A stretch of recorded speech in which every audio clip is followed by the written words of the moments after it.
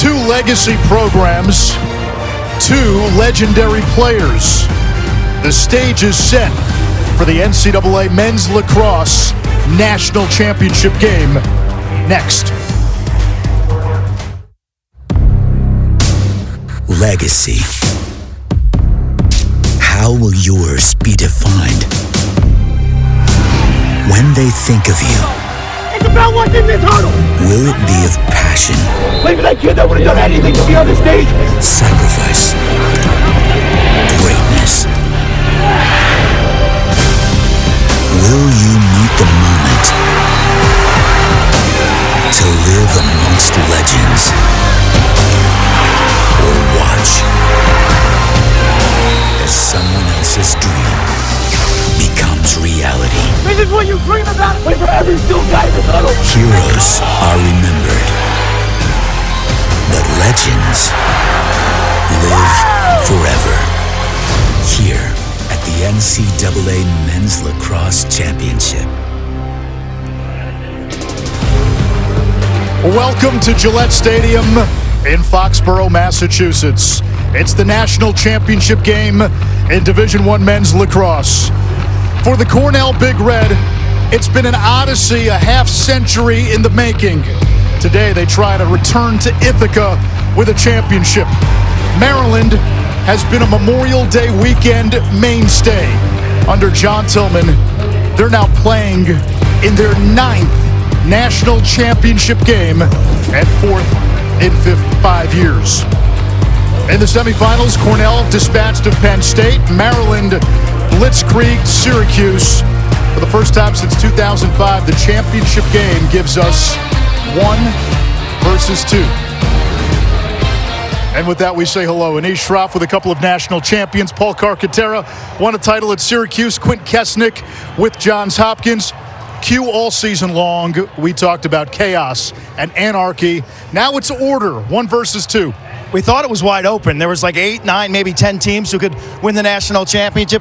Cornell flashed their ability early in the season. 16 seniors on a mission. Meanwhile, Maryland came into the season ranked number 6. Expectations were not of championship weekend, but they have stuck with their structure, their discipline, their toughness, and they are here yet again. If you like strength on strength, you came to the right place. Best offense in college lacrosse against the best defense in college lacrosse. Cornell is the highest scoring team in program history. Maryland, suffocating defense. They've allowed 19 goals the entire tournament, but they have not dealt with a player like C.J. Kirst in this Cornell offense. Kirst has been amazing. He's the all-time leading goal scorer in the history of Division I lacrosse. He's a lefty with an outside hammer of a shot, but if you play him just at the perimeter, he's a bull, and he can get to the rack on anyone. He is thunder in this offense. Lightning? Well, that is Ryan Goldstein, 5'9", 145 pounds, soaking wet, electric feet, two-handedness, and an understanding of how to get to the goal. His vision is elite, and he has been such a force. When teams concentrate on C.J. Kirst, Ryan Goldstein explodes. It is the highest scoring duo in all of Division I. Cornell trumpets an offense that is lights out. Maryland Quint counters with a defense that can block out the sun. And that defense is fortified and bolstered by Logan McNaney, a 6-year senior, left-handed goaltender who has the best playoff resume in the history of lacrosse. He's playing in his 16th NCAA tournament game. He's got a national championship. He was MVP of the title game back in 2022. His numbers in the tournament are off the charts. And offensively for Maryland in this postseason, Eric Spanos has been the alpha. Be the best is their motto. Well, he saved his best for May. 11 goals and 2 assists in this tournament. 6'5", 220-pound right-hander who can get to pay dirt, and he's got a super accurate shot from mid-range. It is time now for our national anthem, but first, we send it to PA announcer Jake Zimmer. Good afternoon, fans, and welcome to the 2025 NCAA Division I Men's Lacrosse Championship at Gillette Stadium. Today's national championship game features the Maryland Terrapins and the Cornell Big Red.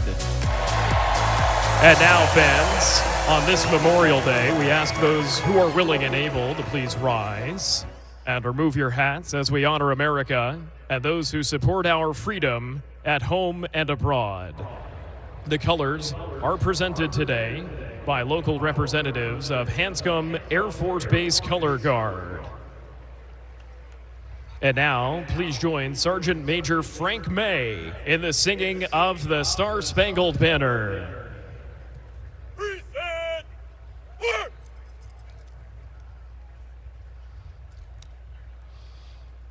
Oh, say, can you see by the dawn's early light what so proudly we hailed at the twilight's last gleaming, whose broad stripes and bright stars through the perilous fight o'er the ramparts we watched were so gallantly streaming.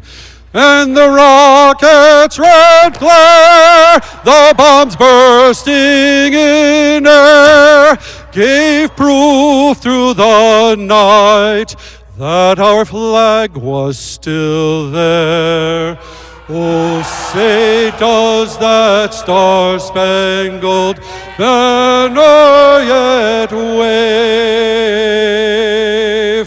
o'er the land of the free and the home of the brave? Once again, Sergeant Major Frank May.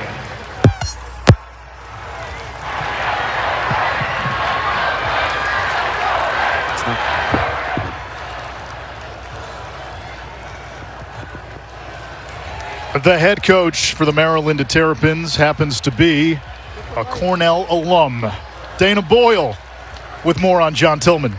Well, Anish, John Tillman has certainly been busy building the Maryland men's lacrosse program into one of the most dominant in all of college lacrosse, but he doesn't forget his roots. A native of Corning, New York, Tillman learned the value of toughness from his older brothers. He brought that mentality to Cornell on the men's lacrosse team. A 1991 graduate, after his Big Red career, Tillman quickly realized his passion for coaching. So from Ithaca to Navy, Harvard, and now Maryland, Tillman's dedicated himself to his players, and he has reaped the benefits, making his 9th appearance in Championship Monday. The head coach of his opponent, Anish, this afternoon, also a Cornell alumnus in Connor Busick.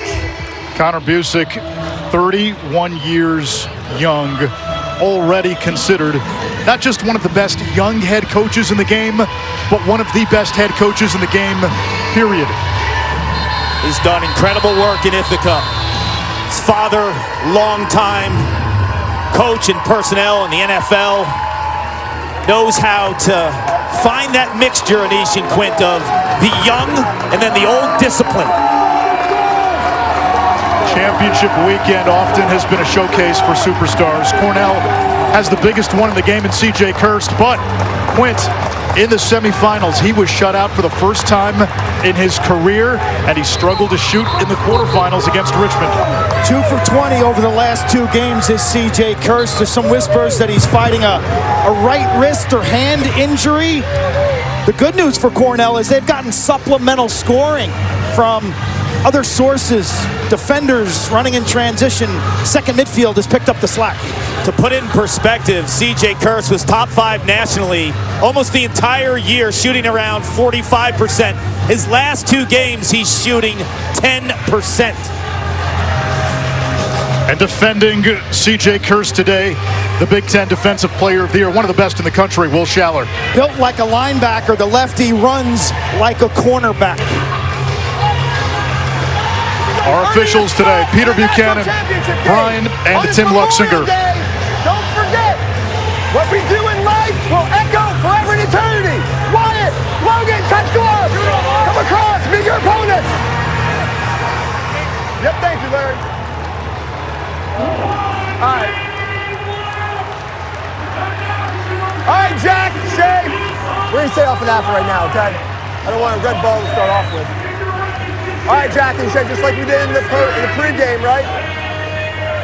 Like we did in the pregame, right? Come down legal. All right? Give me a second for all of the announcements done.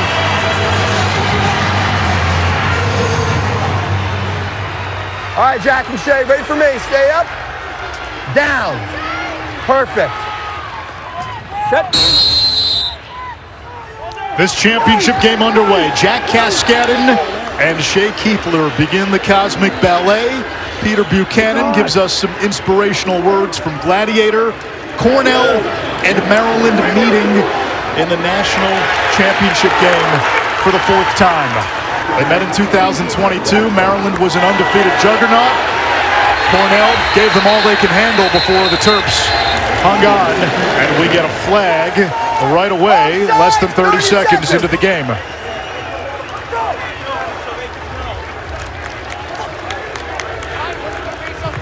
Hold on. Let me call it. Everybody out. Move out. That was on white, 1-5, offsides, 30-second technical. 1-5, white, offsides, 30-second technical. Reset to 80.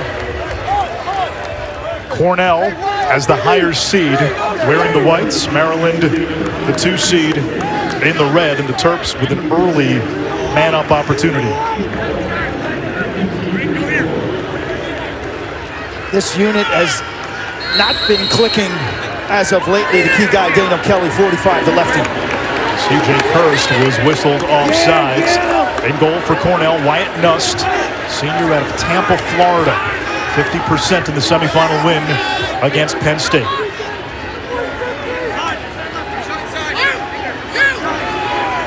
Bryce Ford thought about the crank. Now it's Spanos, 11 goals in this tournament. Urksa feeds goal line extended, and Dubik. We're back to even strength. TJ Lamb running back on. Nust with the first save on the shot by Keegan. Ball loose in front. Cornell had it, lost it, recovers, and now the Big Red will try to clear. The big stop by Wyatt Nust. He had 5 in the first quarter against Penn State. I thought Maryland passed up some decent, better looks with the extra man than the ultimate shot that was taken. Cornell, the #1 offense in the country, averaging almost 16 goals per game. Maryland, regarded as the nation's best defense, they've given up a total of 19 goals in the 3 NCAA tournament games. Here's Hugh Kelleher, a hat trick in the semis. He has got a missile from the outside. Now Michael Long, at least 4 points in every tournament game this year. And now C.J. Kirst, the nation's best player, held scoreless on this field in the semis. Long fights inside, and Logan McNaney, one of the best big game goalies we have ever seen, playing in his 4th national championship game, comes up with the save. He's a flatliner. He's even keeled. Positioning by the book. Limited movement, but at the last second, his eyes and his hands trigger, and he's got those fast hands.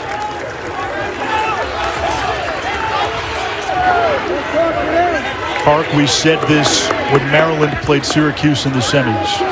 The Terps are known for controlling tempo. They want to play slow. Cornell, like Syracuse in the semis, wants to play fast. Denise, their pacing has been off the charts with late scenarios in the shot clock, making it count. 3 of them against Syracuse, under 10 seconds. On a tired defense, they will feast. Spanos controlling. He's defended by Brendan Staub early on.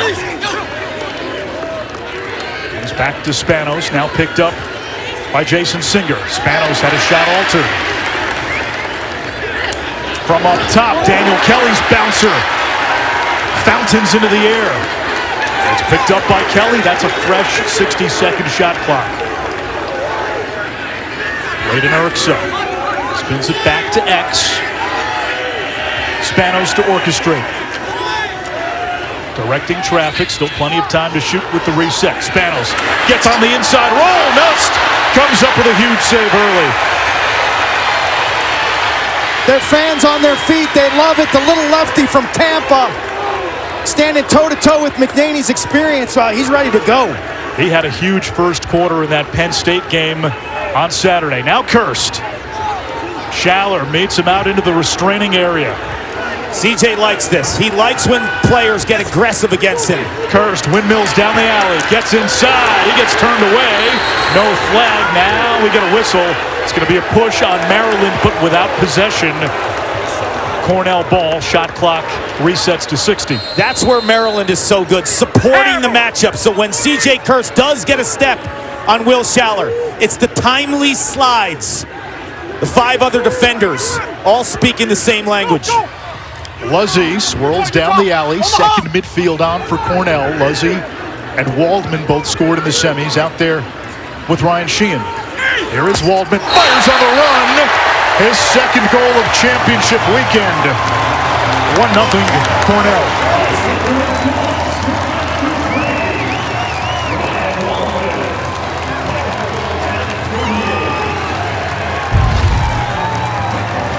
Watch the stop by Nust. He's locked up to the post. Good angle play.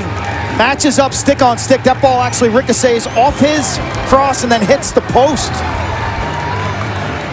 Defensively, Jackson Canfield, the double team. That's ruled a push without possession. Cornell maintains possession. You give the nation's #1 offense another crack at it.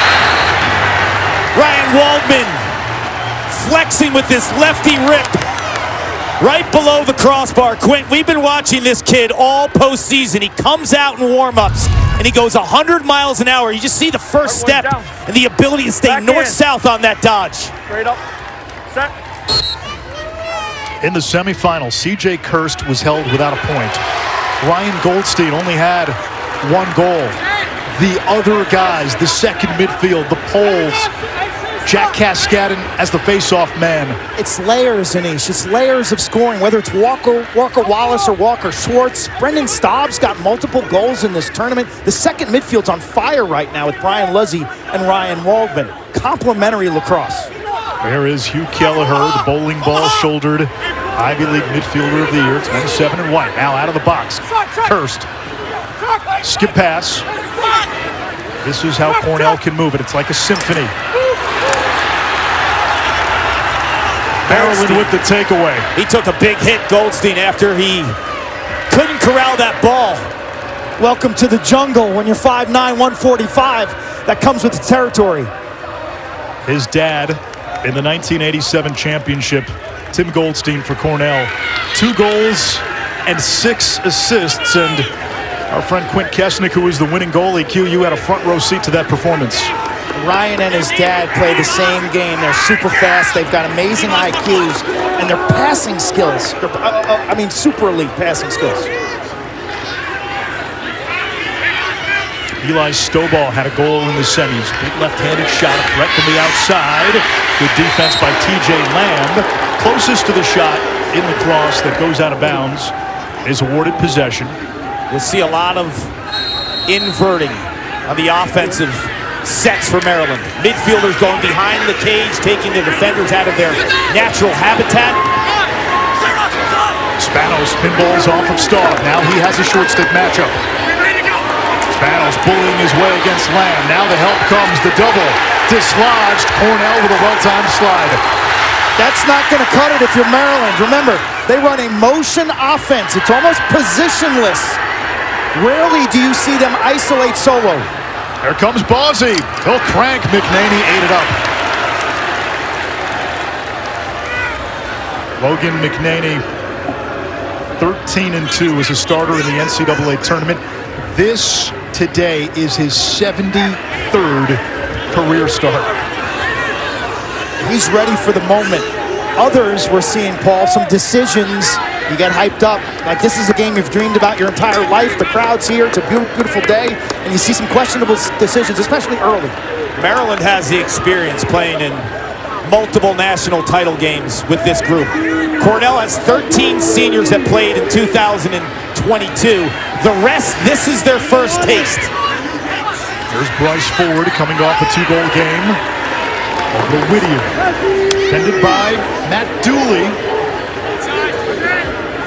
Dooley was a fan in 2017 in this building when Maryland won the national title. A Massachusetts native. Ellie dangerous on that right wing. Davis in the passing lane. Whittier able to pick it up. Keegan, step down shot. Wyatt Nust Gave up the rebound, and Maryland capitalizes. We're tied at 1. It's Bryce Ford.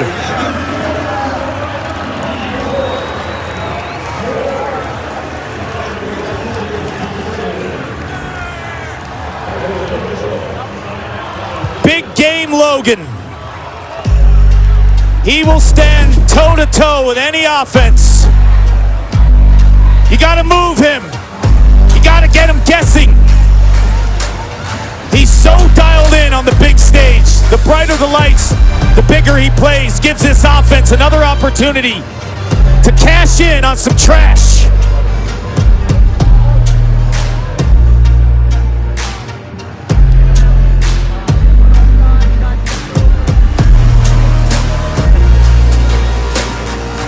Propel Fitness Water. With Gatorade electrolytes, zero sugar, and vitamins, Propel hydrates better than water to help you get the most out of your workout and get back to your best self. What propels you? Propel with Gatorade electrolytes.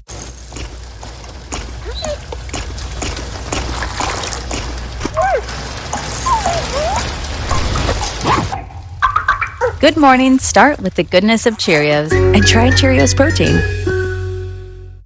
The Altadena fire took our home. We are all rooting for you.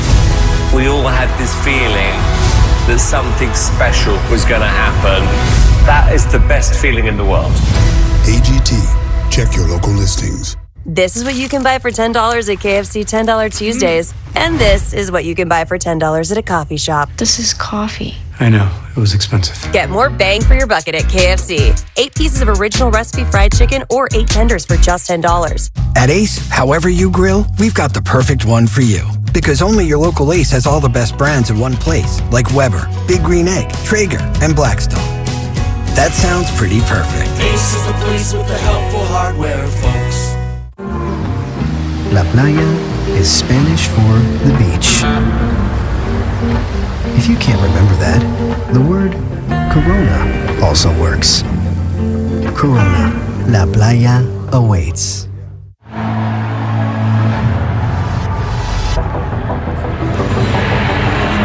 We always had each other. It was the best. I mean, growing up, I wanted to do everything that they did. Those are my favorite memories, playing in the backyard, messing around. Waking up, seeing someone out there, you have a best friend and a teammate to just go out and mess around with and dream together. CJ Kirst, one of 5 brothers. CJ will join his older 3 in the PLL this summer. Youngest brother, Caden, is a goalie at Rutgers. The patriarch of the family is Dad Kyle, who passed away when CJ was in middle school. We've gotten to know Mom Michelle over the years, who raised her 5 boys. She has raised them to be not only great lacrosse players, great people. They are the nicest group of young men you can find.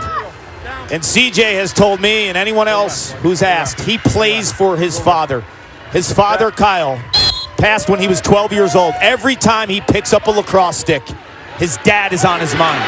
He told me a few days ago, this weekend, at the forefront of his thoughts, playing for Cornell, but also playing for family, his dad, his brothers, his mom. Their positivity is unbelievable to be around. Forward-looking. The game has been their oasis. You see that displayed on the field, Quentin and Anish. In that Penn State matchup, Kirst had 0 points, but he still made an impact with his work ethic. He told me that his dad always told him, don't worry about the stat sheet. You can impact the game outside of the 6v6. You look at his season, Dana.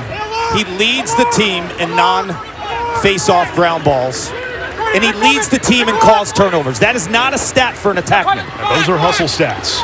Waldman, who's got 1 already, and Kirst, the backup. He starts to run out of superlatives for CJ Kirst, the player. He's going to win the Tewarzon Award, the Heisman of Lacrosse, Ivy League Player of the Year, first-team All-American 3 times over. Leads the nation in goals and points. Second midfield for Cornell. Shot clock down to 12. Maryland making them work. Here comes Luzzy. Has a look. McNaney gobbles it up. Tell you, Maryland has been hesitant to double-team matchups. They left Schaller on an island with C.J. Kirst. They left Luzzy and Waldman on an island. Slow to slide means they trust their goalie, Logan McNaney, to save those shots. We were talking in the break, watching this Cornell defense the first couple of possessions. They are so compact. They are forcing Maryland and asking them to shoot from the outside. Who are the outside shooters, Quint? You got Stovall, Spanos, Kelly from 13 and in. 13 yards and in, that is. Keegan, a former attackman at Binghamton. This is a man-to-man defense, but as Paul said, they're just so condensed, it almost looks like a zone. Maryland will work late into the shot clock. They get a shot there, and the backup belongs to Keegan and the Terps. So on the field right now, 45 in red, Daniel Kelly. He has the left-handed hammer. 7 in red, Eric Spanos, 4 goals against Syracuse. He can stretch the defense. Shot clock at 15. Here's Spanos. Short stick matchup against Gilmartin. Spanos jogs to X. Big Red supports this quickly. Spanos feeding in front on the ground. Staub fighting for the ground ball. It's going to be a shot clock violation, and Cornell's got it. Quick restart for the Big Red. They want to go.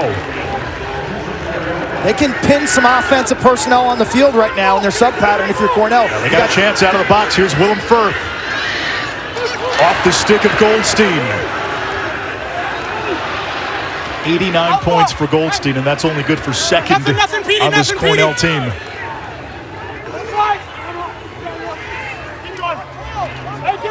Goldstein's being defended by Peter Lake, a true freshman, 39 in red.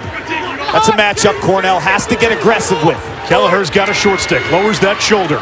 Now Andrew Dalton over to Firth.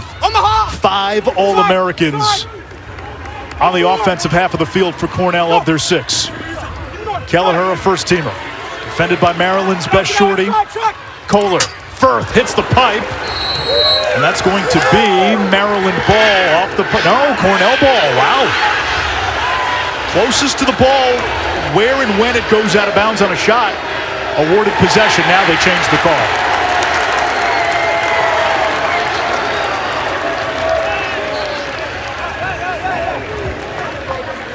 Quint, Cornell's offense in this tournament took them a while to get going against Albany, against Richmond, last week against Penn State. 2 things stand out. Slow starts. They haven't woken up in these games until the third quarter. And then since we've seen them in the Ivy League championship game where they put up 20 against Princeton, each succeeding game, their production is down. 15 against Albany, 13 against Richmond, 11 in the semifinals. The team that averages nearly 17 goals per game. They're not flowing and clicking on offense in the last 3 weeks. They're just not. Why not? Well, I think there's been over-reliance on C.J. Kirst. I think the lack of ball movement through X. To me, Ryan Goldstein, 30 in white, is the key to it all for Connor Busick. They get great ball reversal through him. He's able to terrorize defenses with passes to the inside and to the weak side of the formation. Second midfield now for Maryland. Stovall, Schultz, and Aiken, who has the ball. Aiden Aiken, split dodge, easy save for Nust.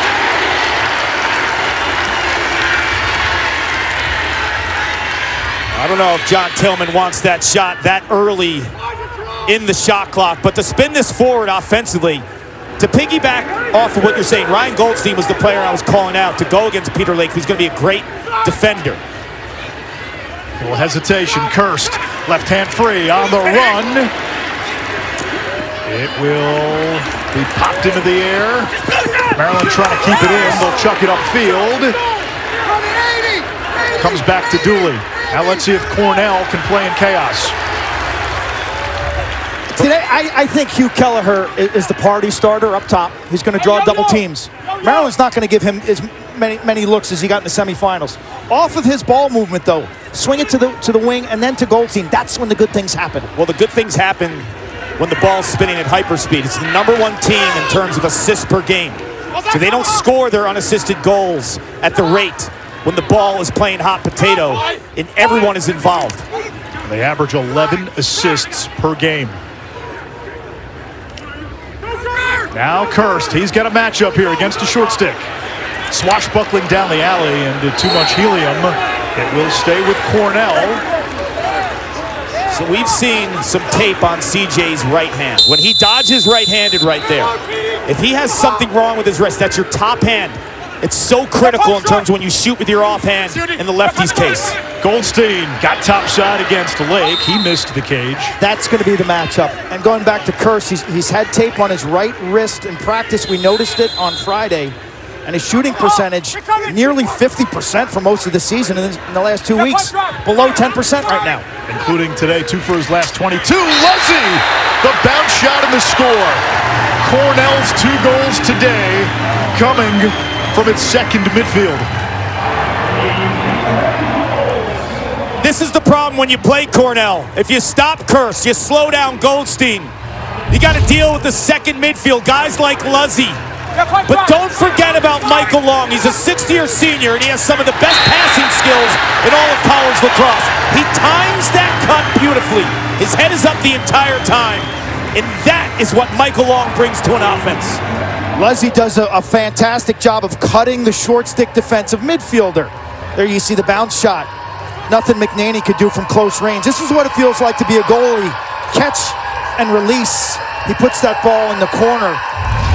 Great cut by Luzzy, though. That short stick defensive midfield doesn't have the same length. He doesn't have the same range or reach with the defensive stick. And so you get leverage on that outside shoulder. But he also knows you move at a different speed when a Goldstein or a Long has the ball, because he'll give it to you. Long has 11 assists this tournament. He is seeing the field beautifully and picking up for some of the slack of CJ Kirst in terms of the attention he's getting. The Maryland Terrapins with the ball. Final minute here. Opening quarter. The NCAA Women's College World Series starts Thursday for the 24th straight year. Every game on ESPN. The finals begin Wednesday, June 4th from Oklahoma City. For more information, go to NCAA.com, your home for all 90 NCAA championships.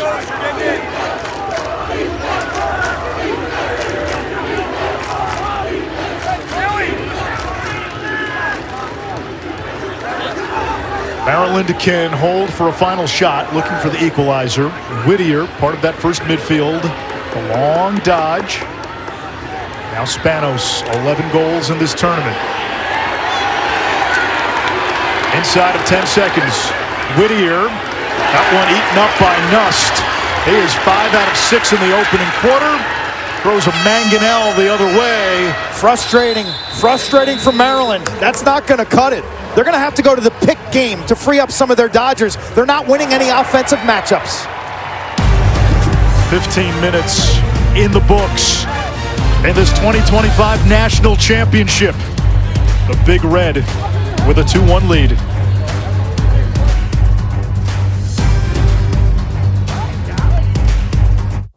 Why do dermatologists worldwide recommend La Roche-Posay? Effective skincare like La Roche-Posay Double Repair Face Moisturizer delivers double action to help repair skin's barrier and provide 48-hour hydration for healthy-looking skin. La Roche-Posay. The perfect morning calls for the perfect, ridiculously craveable pairing. Jimmy Dean Griddle Cakes. Your family's pancakey, sausagey, griddle cakey, sweet and savory favorite. College sports fans, get ready for game day with the officially licensed merchandise from the NCAA official online shop. Shop NCAAsports.com. Get the whole family geared up with the best collection of apparel and accessories, including t-shirts, sweatshirts, headgear, championship gear, and more. Visit the NCAA shop for today's special offer and rep your favorite team now. Only at shopncaasports.com. The NCAA, driving change to do more for today's student athletes. The NCAA programs deliver $4 billion in scholarships every year. Those D1 scholarships are now guaranteed. Health and well-being services are mandatory. Student athletes get tutoring as well as financial literacy coaching because almost everyone is going pro in something other than sports. The NCAA, driving change to do more for today's student athletes. The truth about DIY is you never really do it all by yourself. Because this setup took 2 videos and a quick demo. You can change your color here. And all of this started here, detoured here, and ended down here. And this pizza wasn't delivery. This was. I wonder if they do have it. We do. So whenever you start a project, don't worry. You're not alone. We can do this together. So what are you working on? Welcome back to Foxborough, the start of the second quarter. I'm joined now by Maryland head coach John Tillman. Coach, what's critical as we start the second quarter? Just got to settle in offensively. I feel like we've been a little just kind of disjointed at times, so kind of get back on it, share the ball, move, dodge hard to score. We had a couple opportunities, just haven't finished them. Their goalie's playing well. Thanks, Coach. Thank you. John Tillman has been at Maryland for 15 seasons. We didn't have an NCAA tournament in 2020 due to COVID, so 14 NCAA tournaments. He has been almost invincible in the first 3 rounds. Championship Monday, only 2-6. Case of the Mondays, that's been the kryptonite. It's all based on his normal routine and preparing for a battle with 7 days. And John Tillman has been to 9 national championships. It's the most ever. He's done it in 18 years. A.J. Larkin had 2 goals in this semi, tumbles. Don't get a flag, now we get one. It doesn't matter, Daniel Kelly ties the game at 2.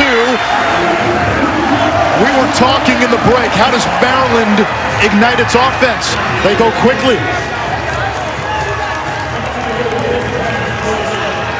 Two of the best players on Maryland are their long pole midfielders, Jack McDonald, number 51, and A.J. Larkin, number 26, and their impact in the middle of the field will be profound.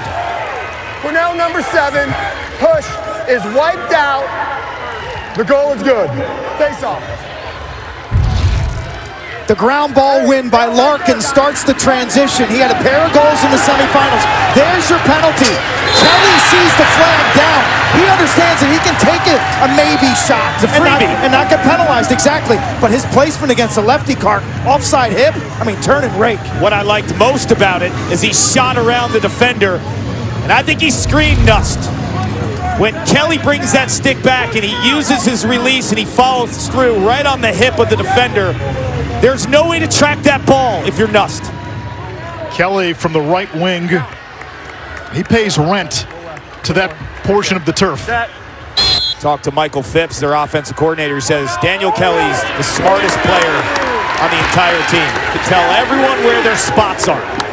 John Tillman said of all the players he has coached at Maryland that Daniel Kelly is most suited to become a high-level coach of the sport of lacrosse. Kelly from a big lacrosse family. He has had 2 goals in the first 3 games of this tournament, and now 1 today. First midfield for Cornell. Willem Firth, former Ivy League Rookie of the Year, 51 in white. Reminds a lot of folks of another Cornell great who wore 51, Jeff Teat. Here's Dalton out of the box. Cornell using the sub game. Big Red have the backup. That's beautiful offense. So you saw Kelleher that time using the sub game as a passer. A lot of times 27 in white will come full head of steam and be the dodger in the substitution game. Goldstein working on Canfield. Canfield knocks it loose. A lot of red.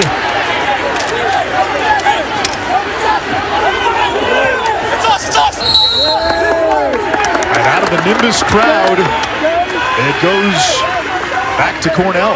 Maryland had knocked it out. I like Ryan Goldstein pressing that matchup, but as soon as it becomes contested in a telephone booth, body on body, he's not going to win against Canfield. He's got to keep it a speed contest, use his quickness. Kirst setting the pick that time. Firth to long, too high. This is where he's effective. Space. In space, you use the firecracker feet. I like what he does a lot of times behind the goal at X2 when he uses the back of the goal to his advantage and make the defender think in terms of how you're going to guard him. Shot clock winding down. Goldstein, doorstep, puts it in. He straight beat Jackson Canfield.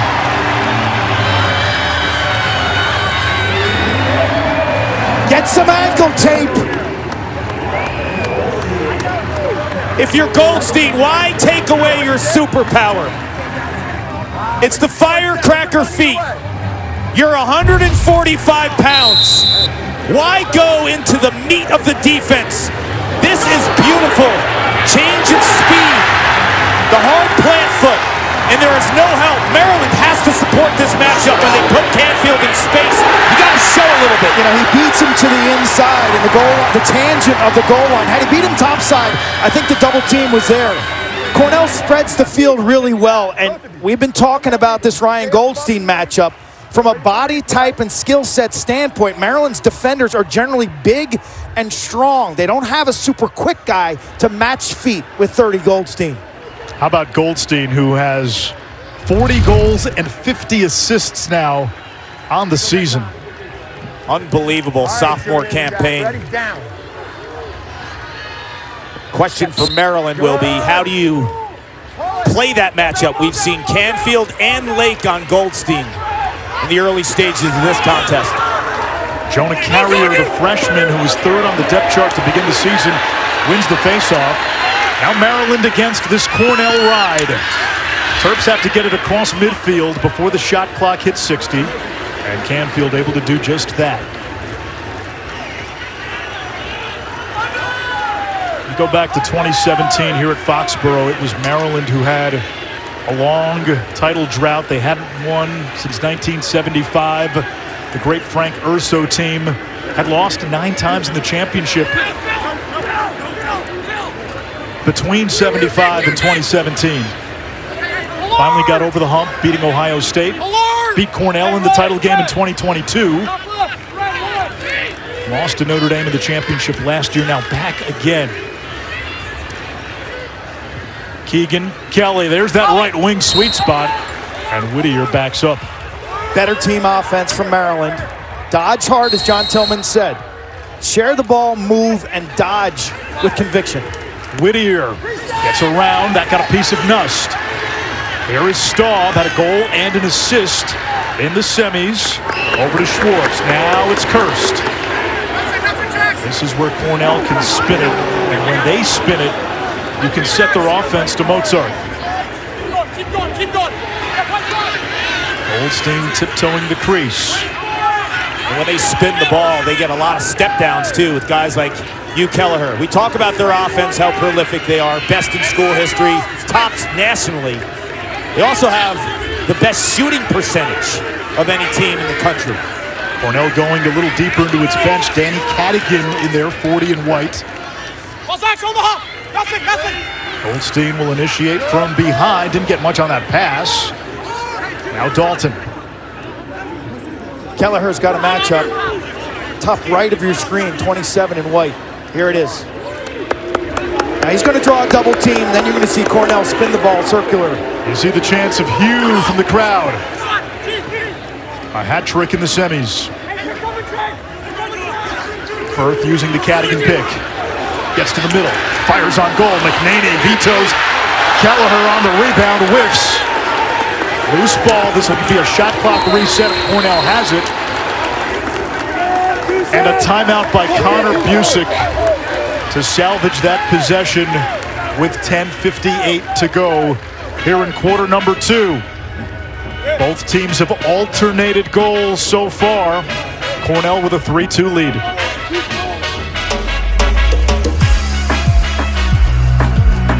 As prospectors, we know ourselves a boom.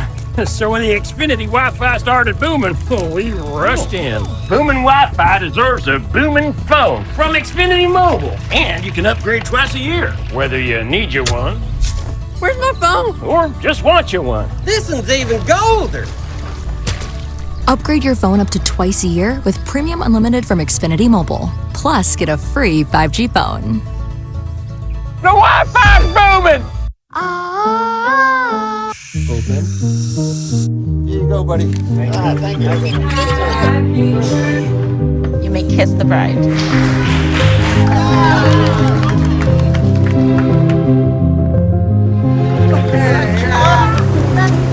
Lucky Dad. Oh my God. It's our baby girl.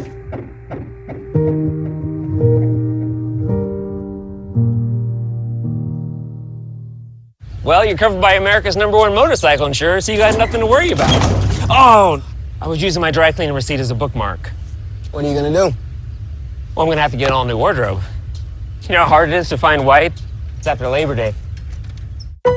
Lowe's knows family dinners are meaningful and messy, so make mealtime easier with GE appliances, like the GE oven with removable easy wash oven tray. Because less time cleaning means more time with family. Shop Memorial Day deals now at Lowe's. We help, you save. It's the final week of the regular season. Y'all play great today. The postseason is in sight. Touchdown! This is the way to go out on top. The United Football League, Saturday on ESPN and Sunday on ABC. Welcome back to Foxborough. I'm joined now by Cornell alum Mike Levine. As you can tell by the swag on his t-shirt, Mike, we hear all the time about the brotherhood of Cornell lacrosse. What's unique? It just means so much to all of us, whether we're from the 70s, 80s, 90s, or any time in the 2000s. For us, it's a family. We're all living Richie Moran's dream and carrying it forward with this incredible staff.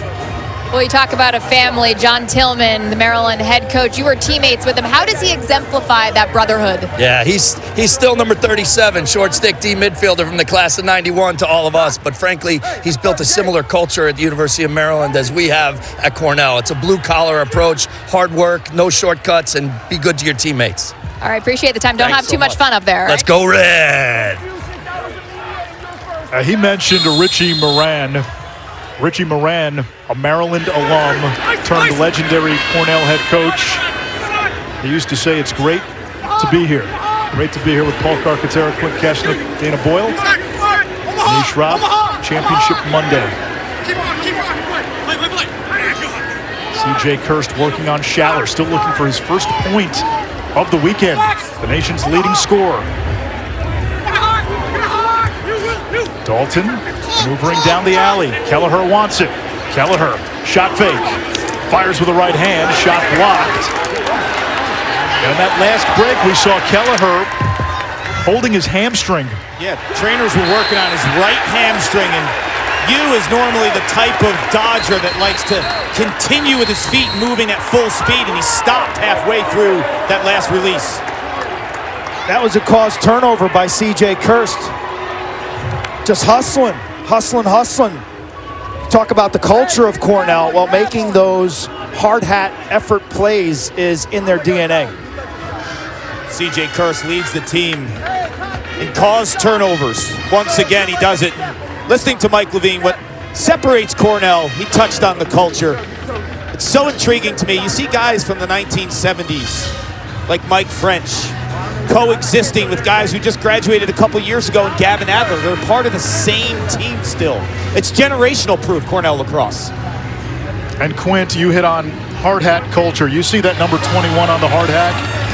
That's for former captain George Boyardi, who was struck with a ball in the chest and killed during a game back in 2004.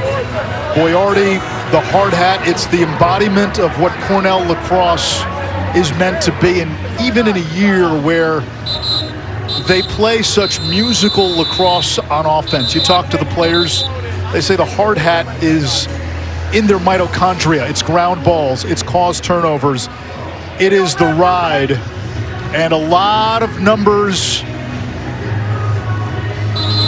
that are associated with Cornell, but 21 has a special meaning. And talking to a lot of the Cornell parents in our hotel, they said, you know, it's fitting because it was 21 years ago that George Boyardi passed away, and his parents are here today. And they're with Andrew Collins in the middle, who was a former teammate and captain with George Boyardi, and they're all in attendance today, and his impact is so profound. The locker is still there up in Ithaca.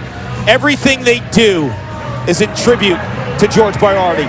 His legacy is being a great teammate. Those are the fundamentals of the Cornell culture. Even in the weight room, they don't do 20 reps. They do 21.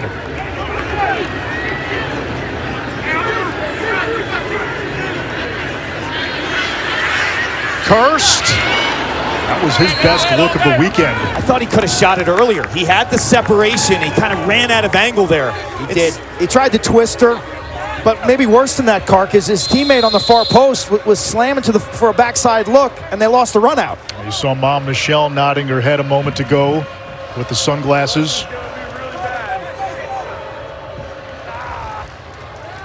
NBA playoffs continue with Game 4 of the West Finals. Thunder with a 2-1 series lead on the T-Wolves. ESPN2 will have the Insight cast with avatar shot charts, virtual 3D replays, and immersive analysis. Coverage at 7:30 with the Countdown crew. Kark in the settled set. What's Maryland's cocktail? I think they need to get their midfielders dodging short sticks and start setting some picks, too. They're not winning the one-on-one matchups. The picks will give that extra step. I think Bryce Ford, 24 in red, has the ability to go both ways, right and left, on a short stick. Urksa plays it back to Whittier. Kelly's got a goal. Ford, a converted attackman. The position he played at Fairfield. Off the invert against the short stick, Gilmartin. Draws the slide. Whittier from the outside off the crossbar. Rebound to Maryland. Shot clock reset. Spanos has his man hung up. Spanos 6'5". Dooley slips. Spanos hands free, and he scores. His 12th goal of this postseason.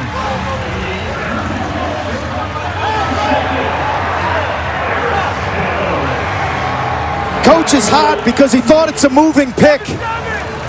Extended possessions, that's what Maryland loves to do. C.J. Kirst takes a maybe shot. He tries to go to the twister here late. Watches the head of his stick come over his right shoulder and shoots for that far post. But at the end of the day, Spanos is set up by just a vicious pick at goal line extended. Maryland wins the run out. I was asking for the pick game because that gives you the separation and the confusion. That's just I want it type goal. Eric Spanos puts everything into this one. 6'5", 220 pounds. Pure strength and skill, and he's kind of owned this area. He had 4 goals against Syracuse in the semifinal game. All were in that right wing range area. This time with a little bit of space after he just puts the body and muscles up. A young man who battled through some injuries in high school, redshirted in 2022 when Maryland went undefeated and beat Cornell in the championship. They say Maryland doesn't have an alpha on offense. They haven't been watching Eric Spanos lately. He's the guy. He is the guy.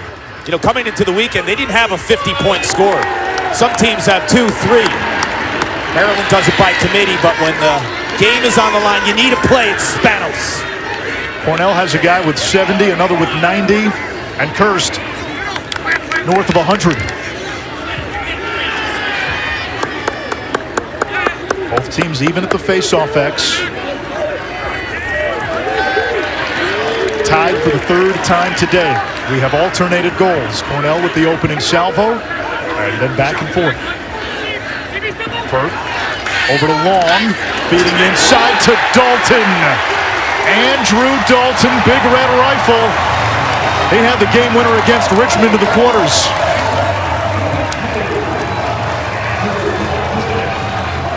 Dalton had a huge 4th quarter to propel the Big Red to championship weekend down at Hofstra in the quarterfinals. Firth does the initial drawing, and then it's Mr. Assister. Michael Long, his 12th assist of this tournament. How about the deception to catch that ball low and don't do anything other than shelf it? Terrific cut by Dalton. The ball movement from behind up top to Long leaves the defense vulnerable on their slide and recovery. And Dalton doesn't stay still. He presses the middle. That's vintage Cornell, though. It's the double assist. They don't track that in the sport of lacrosse, but Cornell, they do so well when it's the 2-away. They're hunting the best shot available, not the next shot. With that Dalton goal, Cornell has 6 20-goal scorers now on its team. Singer, the Ivy League Defensive Player of the Year, picks up the ground ball. Cornell wants to go. Staub directing traffic.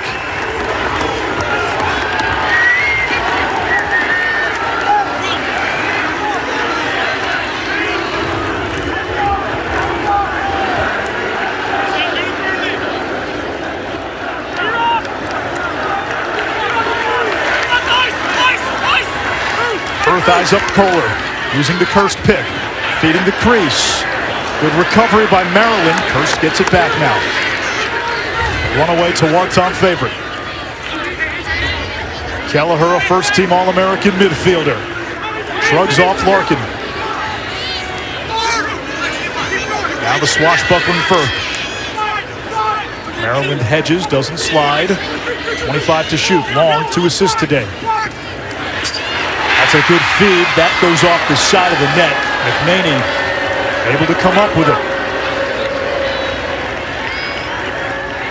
6.5 to play, first half. Keep going, 30. Keep going, 30. Maryland played in the late game Saturday. Cornell the early game. And Quint history has borne it out. There's an advantage playing earlier on Saturday. Stats will tell you last 17 years. Game 2 winners, what, like 4 and 13 on Monday? Do you believe in those numbers? It's also a way to equalize. Is that real? Is that real? Equalize John Tillman. Less tape he can watch. Irks up, fires. Nust has been strong. 70%, 7 out of 10 for the senior out of Tampa, Florida, who was an attackman growing up. His team, coached by his dad, needed a goalie. His dad said, all right, why don't you play? That thing's moving. They want Long to be the trigger man. 97 from C.J. Kirst. 97 miles an hour. Normal hot spot. He's scored so many goals this season and throughout his career. But the last 3 games now, heading into this 3rd game, only 2 goals. This guy was averaged 6 points a game. The #1 pick in the PLL draft. Again, using the sub game here. Sheehan over to Kirst. Schaller on him. Kirst down the alley. That's off the pipe. Goldstein the backup. That resets the shot clock to 60. That's what I would do if I was C.J. Kirst. Schaller, 27 in red, wants to play behind the goal, wants to get muscle-type matchup at goal line extending. Get him up top. Goldstein with his second. And we have our first 2-goal lead of this championship game. John Tillman looking at the replay. We talked about the Goldstein matchup. He's tried 2 different defenders on him, and they have no answers. Here's the save. Look, this is not a bad shot, but the location, that's an easy stop. Quite honestly, Maryland is putting the ball into the stick of Wyatt Nust. Here at the other end, Goldstein does it from the perimeter this time, outside the D-man. 145 pounds on Peter Lake, a freshman who will be a great one.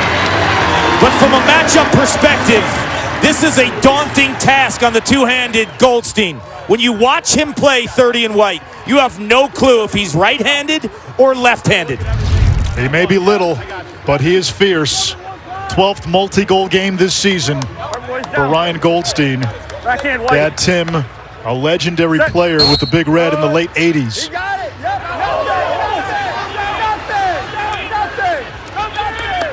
Battle here at the face-off X. That's going to be a hold on Cornell. Maryland ball. 54 in red. George Stamos. Maryland's half-court offense is just sluggish right now. They got a rebound goal from Bryce Ford. Kelly from Larkin in transition, and then 1 Spanos isolation. We just have not seen the rapid ball movement. Where a defender slipped.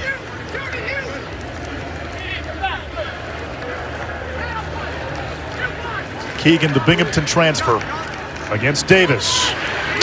Ali Dodd, shot misses the cage. And Cornell with another hustle play. That's Staub. That's huge. Props to Cornell's defense, too, because they've been winning ugly the last few weeks. We saw them up in Ithaca at the Ivy Championships. They got roasted. It was so bad. Well, against Yale, they got roasted in the semis. Remember, it was so bad they had to go to his own defense? They let up 15 against Princeton, too, in the finals. Well, they went off sides. Maryland then gives it up. Now we're going to have some whistles. Hold on.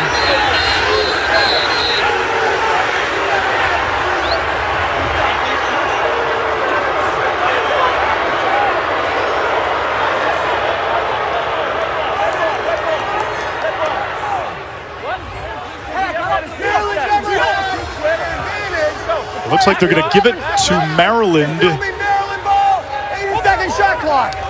Hold on. So off the offsides call, it's almost as if the officials are saying, hey, we never had the actual whistle for the restart.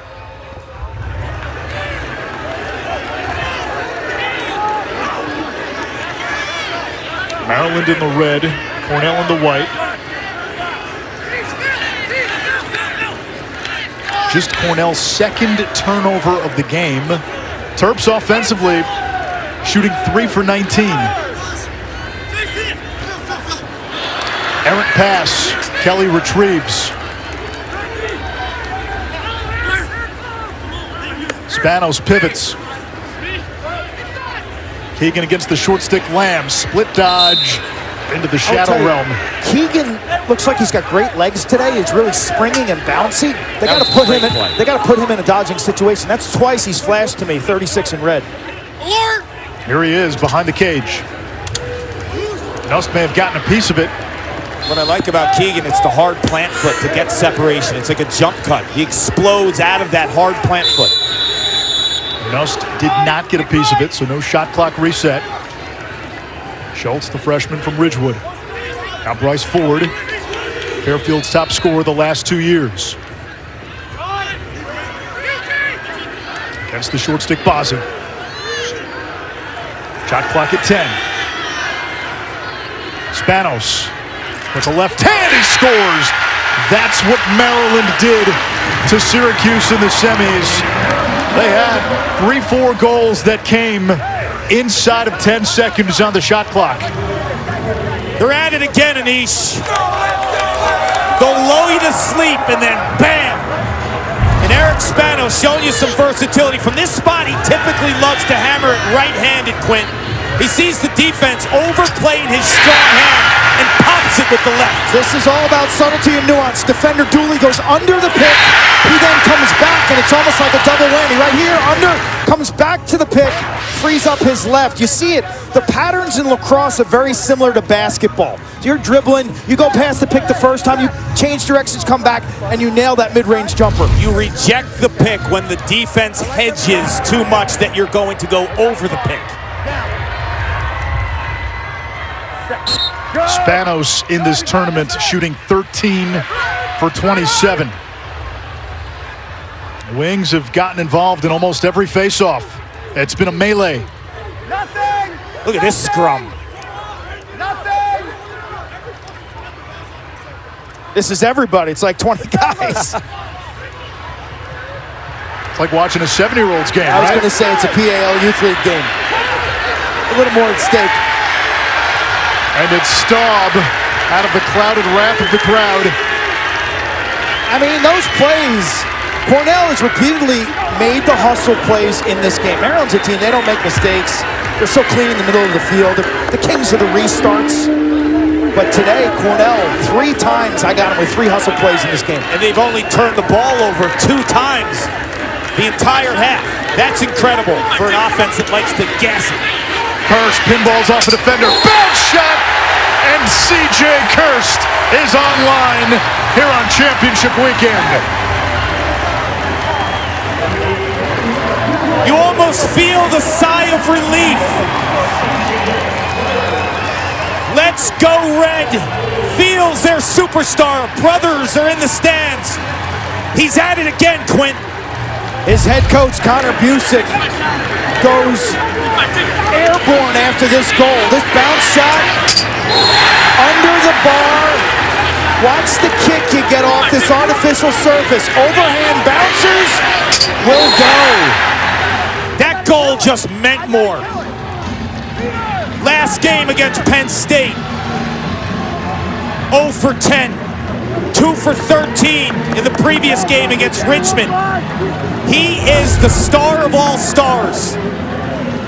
Just like rocket fuel injected in their blood right now. Add one more to the ledger for the great C.J. Kirst. Well done. Better, greater than well said. Although it was Kirst who spoke to the team last night after dinner in the hotel. We're going to get a hold on Cornell.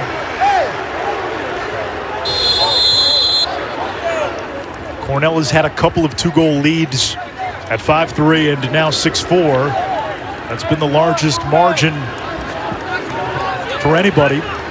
Maryland has not led today. Aiken wheels down the alley. We'll try Davis again. Road to nowhere. Gives it up. Singer all over Urksa. Urksa got free. Plays it back to X. Aiken, a chance here for Schultz. The freshman with his first goal in 5 games. The Terps bench explodes.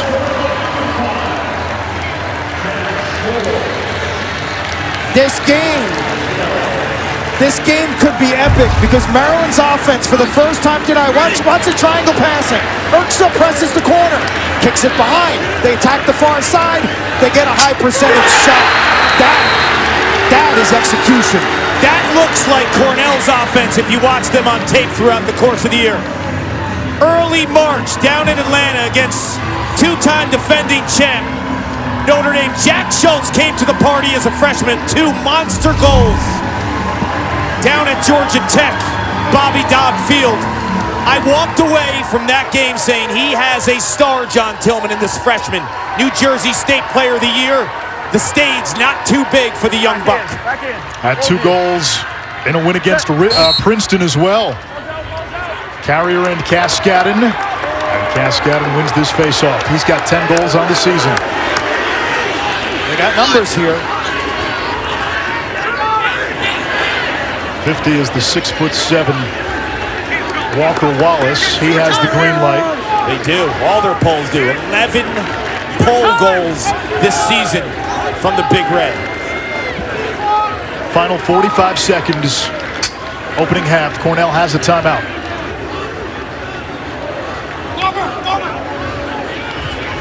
Hurst working on Schaller. Goldstein plays it back to Kurz to timeout Connor Busick.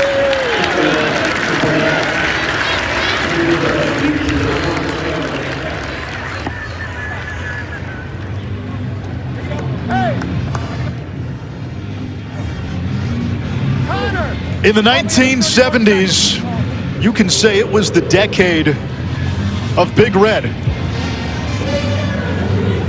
From horse racing to baseball to lacrosse.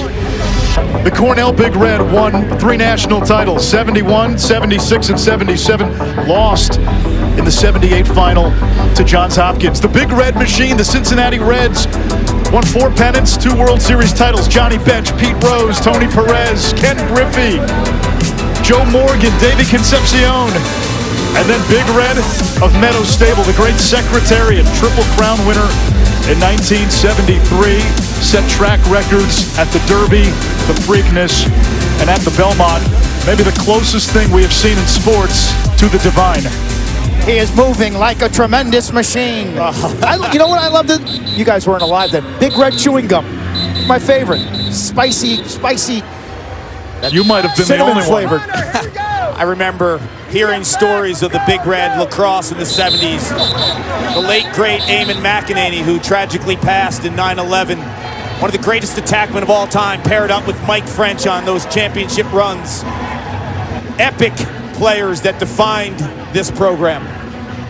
This is a big spot right now for Connor Busick and the team.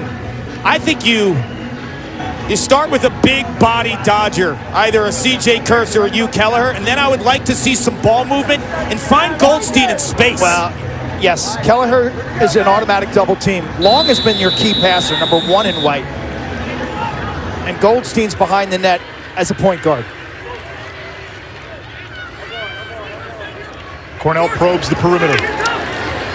Burke looking for the crease feed. It's taken away. McNaney. Left too much time on the clock for Maryland here. A chance to get even. Terps still have a timeout. They've got to get it into the attack box. They chuck it way downfield. Cornell saying that's a pass. Oh! Nust is out of the cage. Oh! Spanos had his shot blocked. That might end up being a a critical play in this game. Nust was out of the cage. Maryland had time, and Spanos had an empty net, but his shot was blocked. That got dicey. That got absolutely disastrous. Right here, this is a great save. This is a live ball. Nuss makes a play on it. He should have just scooped it and carried it to the sideline. So he turns it over, and then he gets dusted. But the good hustle, watch this is hustle play number 4 right there. Eating the shot. That's an offensive player. Andrew Dalton eats that shot. Andrew Dalton, known as a Canadian inside finisher, making a hard hat play. Down to Dana. CJ, your team's been in control of the scoreboard thus far. How do you separate in the second half? Yeah, we just got to keep playing our game. You know, they're playing, good lacrosse. They're playing discipline. Just got to continue playing Cornell lacrosse, dominate the middle of the field. What's critical when you don't have the ball in your stick on offense? Yeah, I mean, we've always said it. 6-man offense. Move without the ball, you're just as important. Thanks, CJ. Thank you. Coming up on this NCAA Men's Lacrosse Championship halftime report, we have Chris Cotter, we have Matt Ward, we have Paul Rabel. They'll break down the first half and give us a preview of the week ahead, which is opening weekend in the PLL.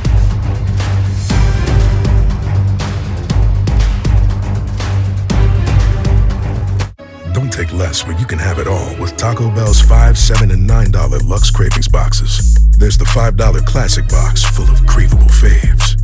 The $7 Supreme box for your swankier side.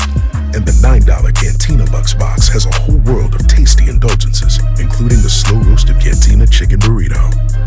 Get Lux for less with the $5, $7, and $9 Lux Cravings boxes at Taco Bell.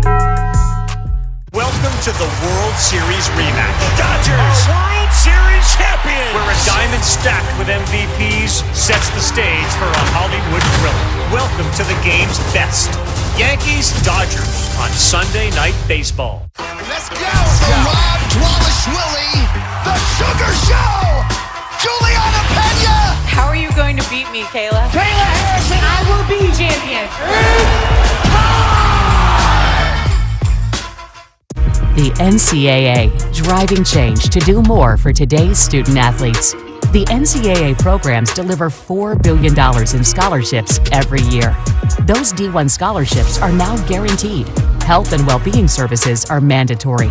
Student athletes get tutoring as well as financial literacy coaching because almost everyone is going pro in something other than sports. The NCAA, driving change to do more for today's student athletes. NCAA athletes don't just compete, they make history. Representing our nation with pride and excellence, they bring home the hardware. Our college campuses serve as training grounds for the next generation of stars. Catch tomorrow's Olympians and Paralympians on the NCAA Championship stage today. Find yourself.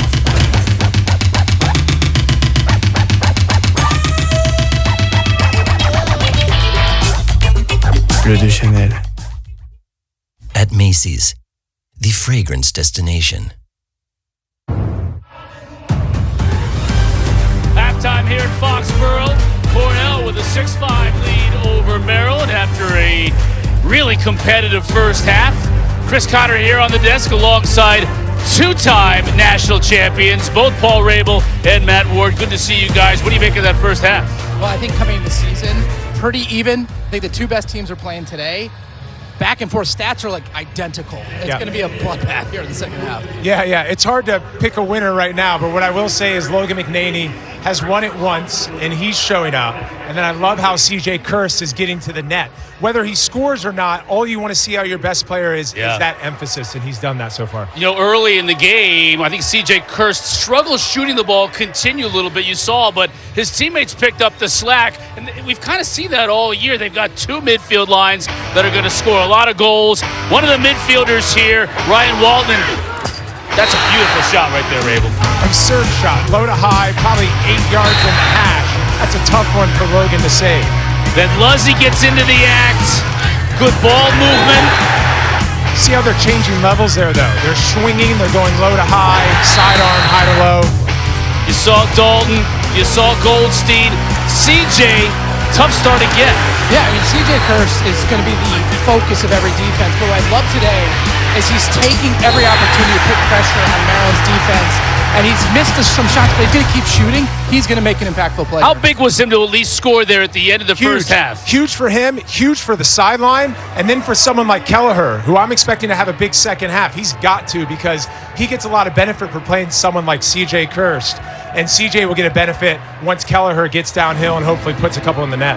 For Maryland, it's quintessential first half, right? They just hang in there, make it a close game, and they've had so many opportunities this year where they pull it out at the end when they play their game in the second half. Logan McNaney, you mentioned, with 6 saves in that first half. I mean, Logan's the best goalie in the country right now. 4th national championship game, and he's just, when you look at him and John Tillman, that's this Maryland Terrapins team. And what I like seeing right here is probably the best athlete on the field. He's showing some swagger, 2 huge goals. Yeah, I mean, Cornell's really packing it in defensively, and so they're going to need Spanos to create one-on-one opportunities and to beat some shots from the outside, because Cornell is really not extending or buying into kind of Maryland's window dressing offense. Spanos with a couple of goals. Schultz had a huge goal as well. You talked about Kirst for the sideline. That Maryland sideline blew up when he scored late. Maryland exploded. Look, there's an awesome audience here. There's Cornell and Maryland fans. The swagger on the field, the celebrations are big, the hits are big. I think it's well officiated so far, and I'm excited for the second half. We're going to talk more about this game in the second half to come, but when we come back, we're going to talk about PLL as well. That season begins on Friday in Albany. Don't go anywhere.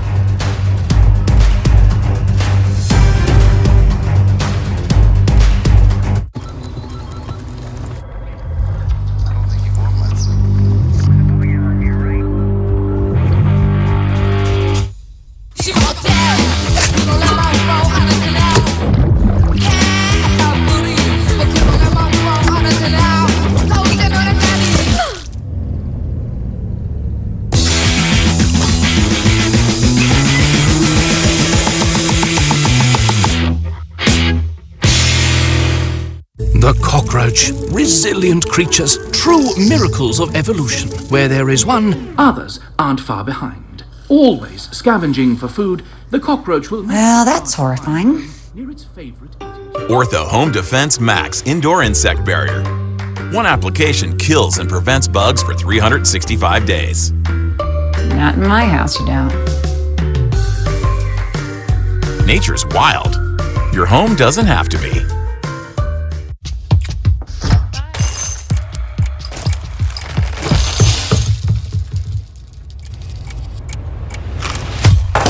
Good morning. Start with the goodness of Cheerios. And try Cheerios Protein. Introducing Propel Energy Boost with caffeine, citicoline, and Gatorade electrolytes to boost your focus and rehydrate your body. Propel Energy Boost with caffeine and citicoline. Summer fun is around every turn at the all-new Dave & Buster's, with never-before-seen games like Hot Wheels Victory Lap. Brand new menu items, including turbocharged chicken sliders. And a nationwide race with players across the country. Zoom up the new leaderboard and race toward exclusive prizes before they race off without you. So rev those engines and win on all cylinders at the all-new Dave & Buster's. Since 1983, Nissan has been assembling award-winning vehicles for you, right here in America. And we're committed to keeping our lineup affordable and free from new tariffs. That's why we've lowered MSRP on our best-selling Rogue and Pathfinder. So you can get the car you want, at the price you want, knowing Nissan is here for you. Get a low $299 per month lease on Rogue, or get 0% APR for 60 months on Pathfinder. This telecast is copyrighted by the NCAA for the private use of our audience. Any other use of this telecast or any picture, descriptions, or accounts of the game without the NCAA consent is prohibited.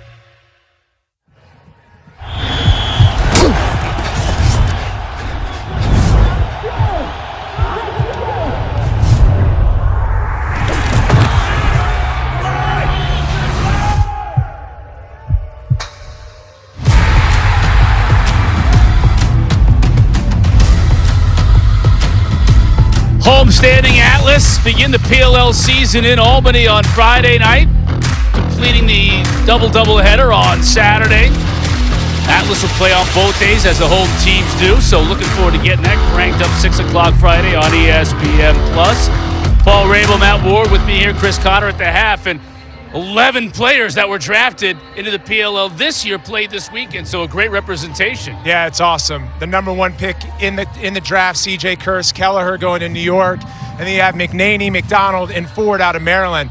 I'll say this, Maryland lacrosse has had 76 picks to play pro lacrosse.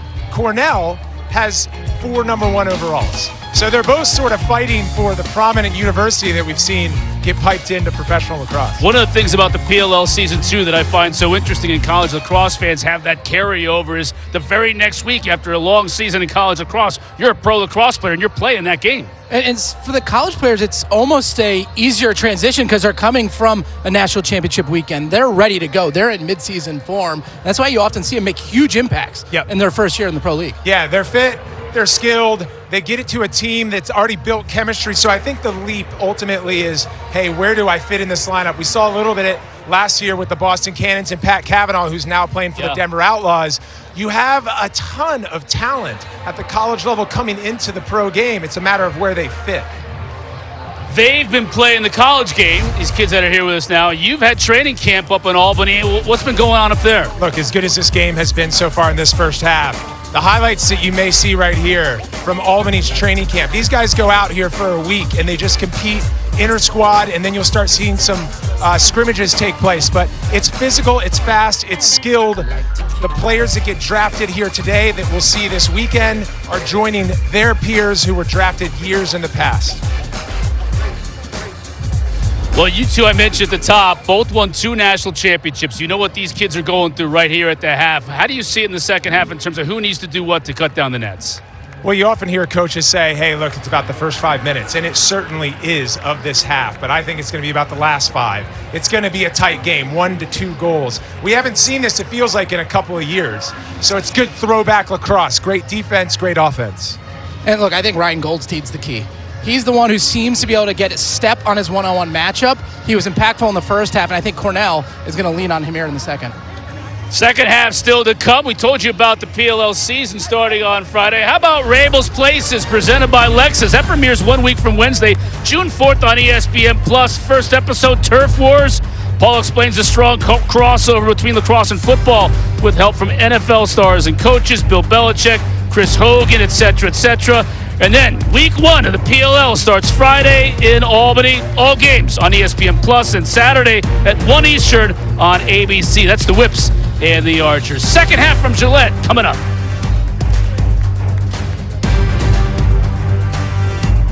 Oh, great presentation, Tim. Could you email me the part about Geico, making it easy to switch and save hundreds? Oh, yeah, sure.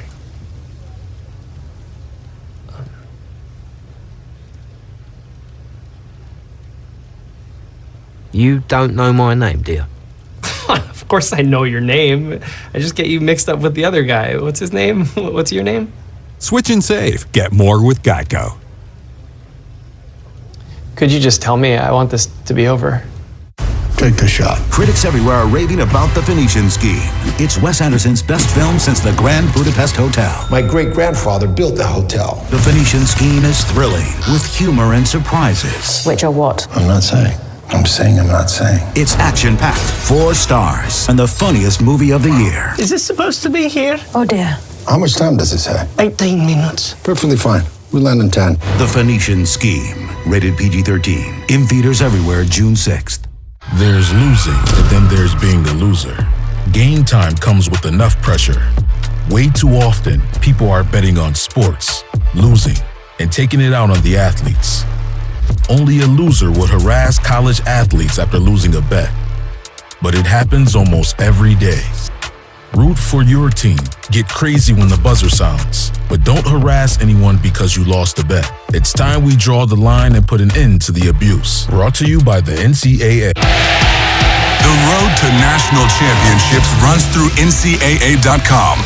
And whether you follow one college team or all of them, it's never been easier to get the content you want all in one place. With live broadcasts of multiple championships across all divisions, with exclusive access and highlights for every single championship. Stay in the game all season long with NCAA.com, the home of college sports. The truth about DIY is you never really do it all by yourself. Because this setup took 2 videos and a quick demo. You can change your color here. And all of this started here, detoured here, and ended down here. And this pizza wasn't delivery. This was. I wonder if they do have it. We do. So whenever you start a project, don't worry. You're not alone. We can do this together. So what are you working on?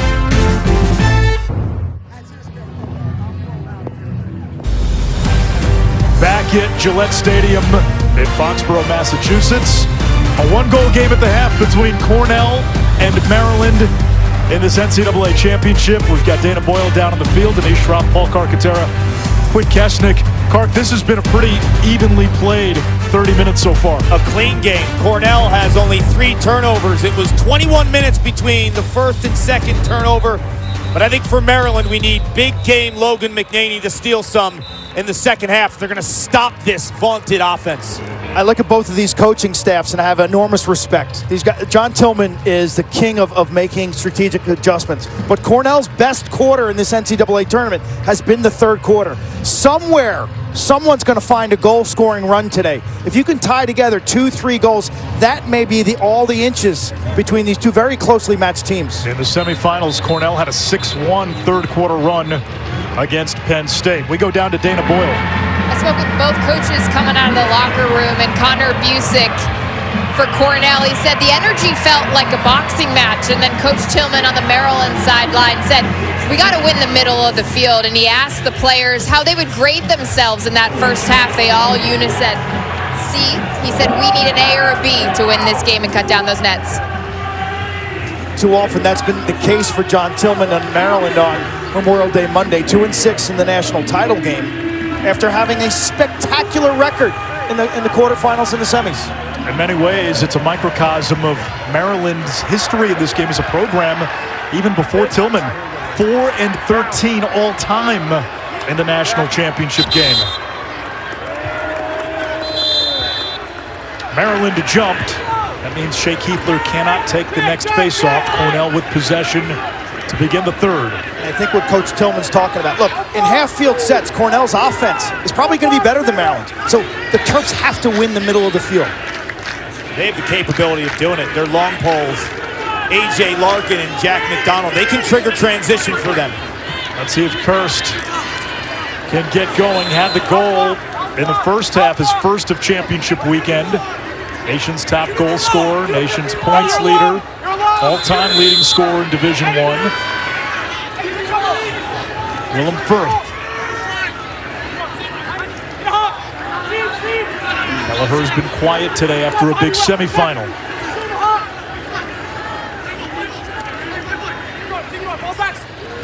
Goldstein with 2 goals. Michael Long, the facilitator in this postseason.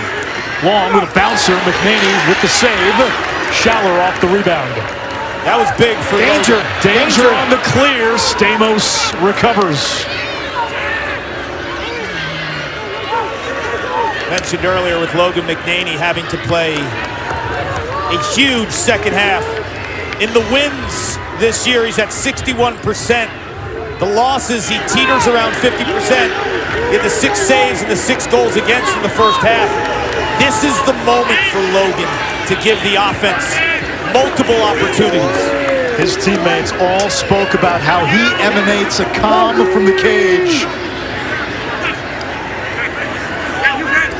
That spreads to everybody.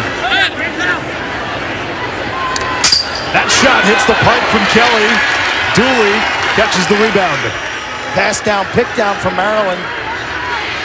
Nuss catches a break. Gilmartin turbos into the attack box, slips, gets mauled. Did we get a timeout? We did. Connor Busick sensing the importance of every possession and using a timeout less than 2 minutes into the third quarter.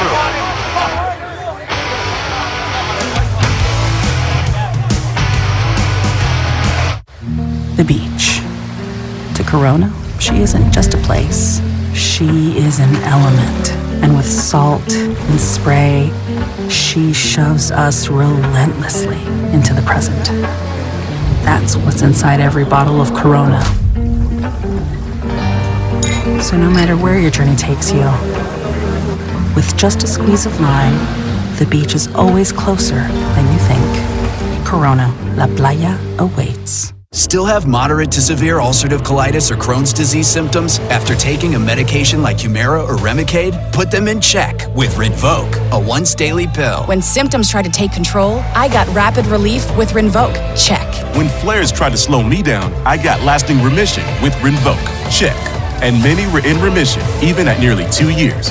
And Rinvoq helped visibly reduce damage of the intestinal lining. Check. Rapid symptom relief, lasting remission. And visibly reduced damage. Check. Rinvoq can lower ability to fight infections. Before treatment, test for TB and do blood work. Serious infections, blood clots, some fatal. Cancers including lymphoma and skin, serious allergic reactions, GI tears, death, heart attack, and stroke occurred. CV event risk increases in age 50 plus with a heart disease risk factor. Tell your doctor if you've had these events: infection, Hep B or C, smoked, are pregnant or planning. Don't take if allergic or have an infection. Put UC and Crohn's in check and keep them there with Rinvoq. Ask your gastroenterologist about Rinvoq. Championship game, Maryland, Cornell, Tony time. Anthony DeMeo had 4 goals. Logan Wisnauskas in his Tuarton season, 4 points. First Maryland player with 100 points in a season. Logan McNaney, 17 saves. He was the most outstanding player of the tournament. Terps led 9-3 going into the 4th, held off a furious Cornell rally to go undefeated, cement their place as one of the great teams of all time. Before we went to break in this game, Connor Busick, Dana Boyle, using a timeout less than 2 minutes into the third quarter. Did you get any insight as to why? Well, you certainly don't see that often, especially as you start the third quarter. You turn to his coaching staff and he said, "That's on me," so you sense some regret calling that timeout, Anish. Championship level type game. I'm holding both of my timeouts for the fourth quarter. What does Cornell do with the possession? Waldman with a goal. He scored in both the semifinal and the final. Waldman runs out of an angle. Goldstein to Luzzy. He's a lefty. Cursed from long range. McNaney vacuums. You know what surprised me is out of that timeout and that stoppage, Cornell plays their second midfield group. After that rest, you expect to see Kelleher in the top unit out there. Maybe that shows you what Coach Busick's thinking about the way Kelleher's running. The Women's College World Series begins Thursday in Oklahoma City for the 34th year. We'll have the first 2 games on ESPN. Number 6 Texas takes on the 3 seed Florida. Then you've got the 7 seed Tennessee against the 2 seed and 4-time defending champion Oklahoma.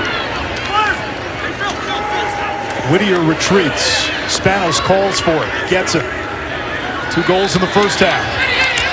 Spanos muscling inside. He's got the shorty Davis. When does Cornell help? Now. Spanos gives it up. Davis held his own. Shot clock inside of 20. Terps have never led in this game. Looking to get back to even. Spanos again defended by Davis. Tough angle. Dooley able to pick it up. Feathers the sideline. Whiffs. Nice That's hustle. going right back to Maryland. The ride by Kelly. And a fresh shot clock here is key now. This defense, this is really the first time today Maryland has tied together back-to-back long possessions. And it's a fresh 80 because Cornell had established possession. And they'll use a big chunk of this. This is, and you mess with the doctor order. They see a little bit of zone defense out of Cornell for the first time today. Dancing around the crease. Now Spanos almost stepped in. Staub picks up Spanos. Whittier puts one on Cage. Big run out. And a hustle by Bozzi. The hard hat plays. I count 4 right now. That and the turnover differential. Cornell's just playing so smart, and they're beating Maryland in the inches. You've got to play almost a perfect game to beat the Terps. Taking another look at this offensive midfield. After the timeout, the second midfield, Quinn alluded to, was out there. Now Hugh Kelleher, trainers were working on a right hamstring. He's back in this game, but the one take since the trainers were working on him, just didn't see that same pop. He's got the ball right now. Hugh the Hammer, Ivy League midfielder of the year. Now C.J. Kirst, best player in the nation. Kirst wheeling inside! Second goal for Kirst. And the Cornell bench getting juiced. There's the family. Mom Michelle in the middle with the Reds celebrating. Brother Colin on the right, Boston Cannons goalie. Watch the pick. Just brushes Schaller. Kirst is running right-handed down the alley, and then at the last minute, Karki plants right-footed and cuts right across just to give himself a hair of an angle. He used his shoulders to get inside Schaller and create some leverage. Schaller wants to get to the point of attack earlier and get him off his line. Once CJ feels comfortable, then he just drops that left plant foot to extend his angle because he goes in and out at the last second. Mom Michelle with the sunglasses, flanked by her sons. CJ's brothers. Caden on the right. Freshman at Rutgers. Oldest brother. Connor far right. Yep. That's Colin writing something down. Colin with the shades, the goaltender in the PLO. Cole to his right. California Redwoods midfielder. Cornell wanted to push.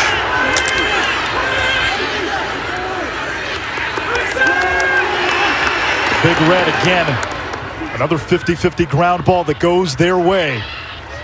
Scrappier. They've been scrappier, without a doubt. Maryland has gotten Cornell to play its style. It's been a slower game. It hasn't been as frenetic. But Cornell's given them a little bit of dose of their own medicine. They're not turning the ball over. They're methodical. They're so smart with the rock. CJ picking his spots. Sheehan with a look off the pipe.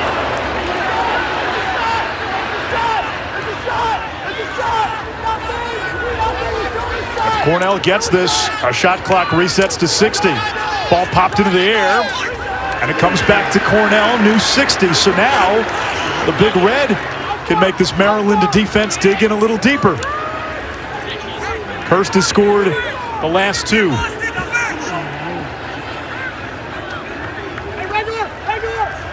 Luzzy's got a goal today. Second midfield has been key. Michael Long, that one will reset the shot clock to 60. 95 miles per hour. Fourth pipe at Cornell is grazed. Goldstein, top side, not much on it. Kirst, feeding behind the back. Waldman, and McNaney had the backup. That's the veteran mind, the run out.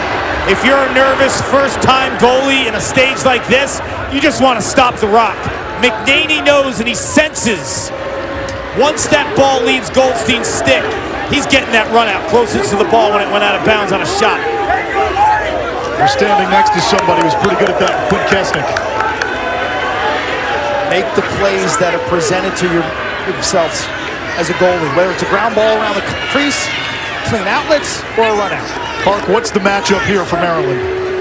I think Spanos has had some success from the attack perspective.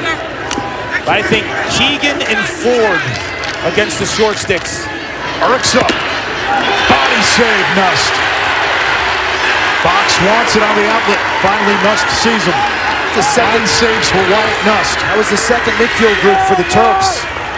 Maybe a little impatience. Seen them twice now get shots off quick in the shot clock. Kirst sledgehammers inside, draws the flag, free possession over to Long. And now, this surgical and lethal Cornell extra man unit goes to work. Yes, but against a technical, rock-solid man-down defense. Another strength on strength. I was on red 7, hold, 30-second technical. 7 red, hold, 30-second technical, reset to 60. This is one of those specialty situations that with a week's prep, if you're Maryland defensive coordinator Jesse Bernhardt, you plug in all the clips from Cornell this season, you go through them, you rep them in practice. So on one day's prep, don't be surprised to see Cornell set up in maybe a different look to throw them off guard. And if you're Maryland, you cannot lose 51. Willem Firth, 9-man-up goals, second in the country behind Jack Horrigan of Providence. Firth has it. His interior passing with the extra man is what makes Cornell so good in these situations. This unit hasn't scored in the NCAA tournament. Kelleher, Kirst, skirts wide, Goldstein the backup. They have all the ingredients. You got the passer behind the cage in Goldstein, wing guys in Long and Kirst, and then I think like that tweener in Firth. That's why he's so good. He's got some range, but he also has the inside game. Skip pass, Kirst. Maryland gets its 6th man back in there. Kelleher falling down, able to hold on. Shot clock now at 20. 26 in red, Larkin's a beast. Redshirt sophomore, rising star. Be a first-round pick in the PLL. Kirst strong to the cage, like a tremendous machine. He scored 3 in a row for the Big Red.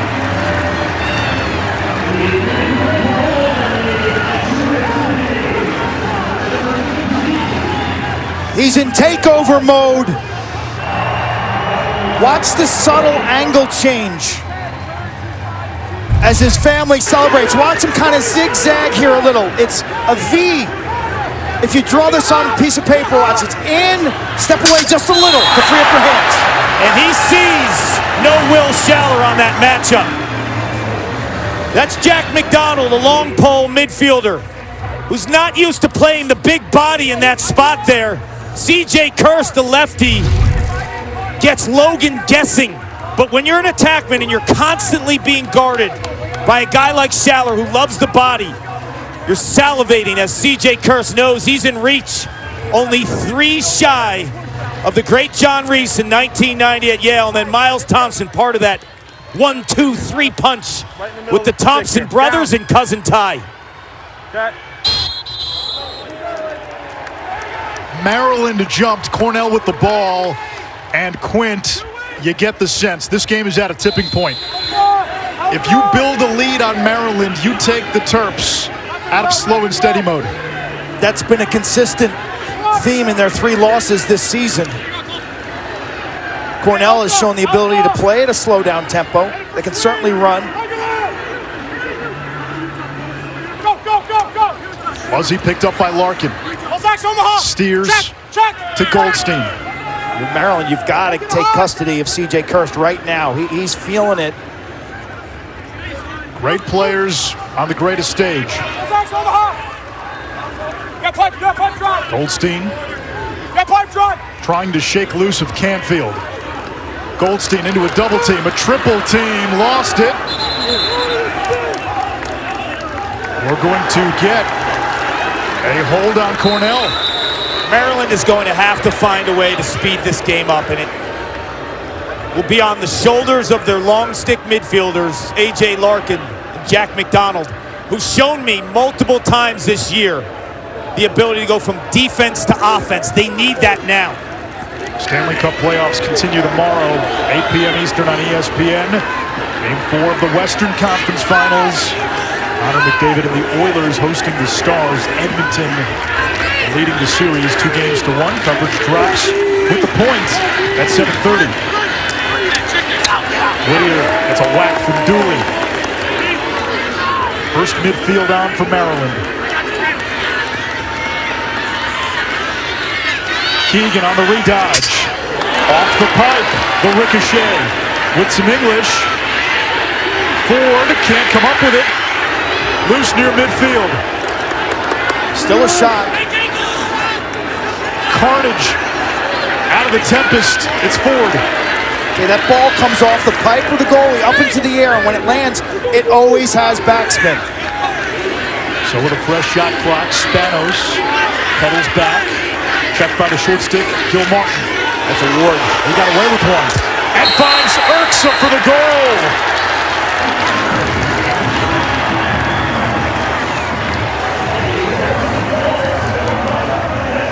Spanos is your guy.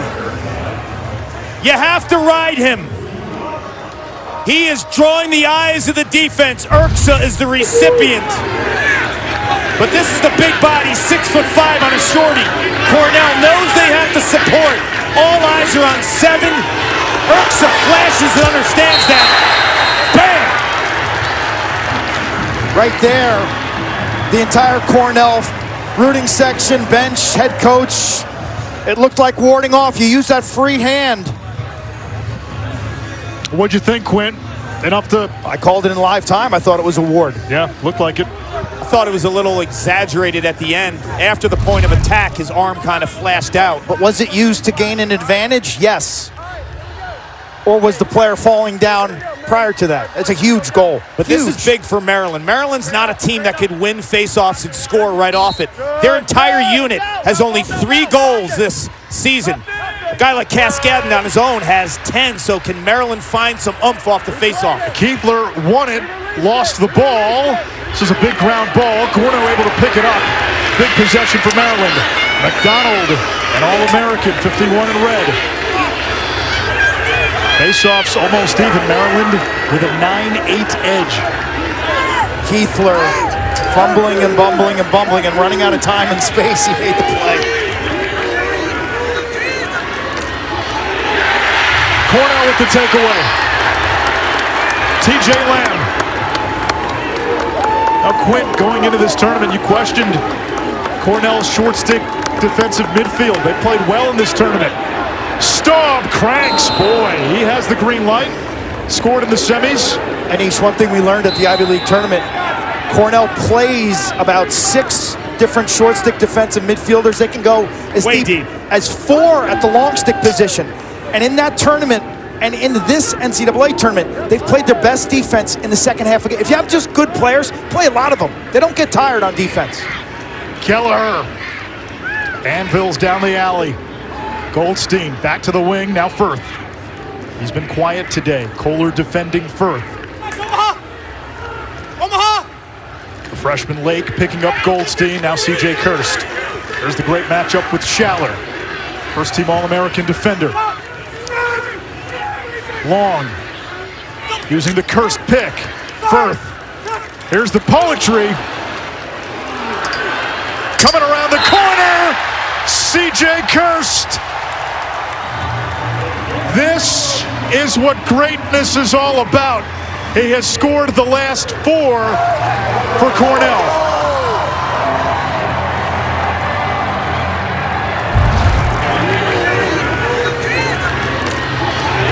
Nice cross-check hold by Lamb, and he's off to the races. He just kind of guesses correctly.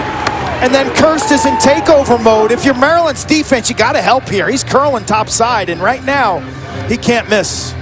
And all 4 goals, Kark, unassisted. We're watching a great player put his team on his back. In the biggest moment, coming off of 2 subpar performances, Tillman doesn't know what to do, how to stop CJ. Nobody does. But Quint, you made the point about the short stick D-middies. When you run 4 to 5 to 6 short stick D-middies, as the Kirst family looks on, when you're on the field, you play that run like it's your last, because if you're not emptying the tank, you're not going back in. Lamb with a monster play. Big face-off win. Carrier, Spanos. Singer deflected it. Nice approach by Jason Singer. 43 in white. Again, that's a hustle. That's an effort play. Meanwhile, that goal for Kirst, the 80th this season. And he joins Reese and Thompson as the only 80-goal scorers in the history of Division I men's lacrosse. That last goal by Kirst silenced the Maryland bench, so much so that Tillman had to energize them. Well, that works. Zach Whittier gets one back for the Terps.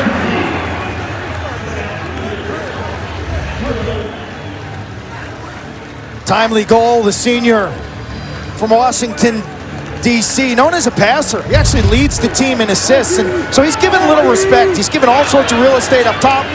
Back and forth he goes. Slide is late, and he beats Nust from mid-range. He's a passer and a natural lefty. They are forcing Whittier, begging him to go down the right alley. And Nust there just gets caught. Whittier's offhand, stick side low. Players tend to shoot low with their offhand. Less power. They rely on the accuracy game, and there's something with that motion. Yes, it's natural to go over the top. Full overhand with the offhand. When it's your strong hand, you have all those different release points. Unless you're supernatural. And Quint, we're seeing Maryland now going early in the shot clock like they did with Whittier. Perhaps there's a bit of urgency on that Terrapin sideline as well. John Tillman, Mike Phipps, their offensive coordinator, and I think their entire team understands what's at stake here, and you can't sit back. Now, they're forced to attack. You're not going to see the 80-second possessions. They can play fast. Pacing-wise over the course of the year, one of the slower teams. Only 2 other teams in Division I slower pacing-wise, but they've shown spots throughout the year where they can strike quick. Urksa, little shake.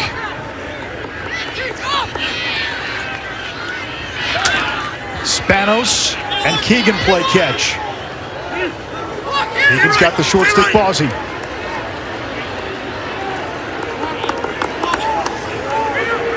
Cornell remaining in a man-to-man defense. Whittier had the last one. Spanos has been the guy all tournament. Final minute, quarter number 3. Spanos trying to get top side. And on the shot by Whittier, Nust is there. Whittier thought maybe Nust didn't know where the ball was. That's exactly right. Nust very alert.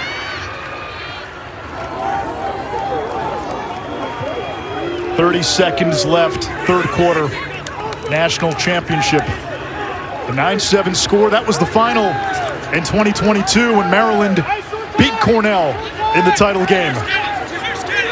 Since winning it all in 1977, the second of back-to-back titles, Cornell has lost in the championship game 5 times. Kelleher with some giddy-up. They've been working on that hamstring. 3 seconds. 2 seconds, got to put it on Cage. And Cornell took too much time. 15 minutes remain in regulation. Cornell has been close before on Championship Monday on this field. Can they close out the Terps? Or will John Tillman and Maryland win a 3rd title in the Tillman era?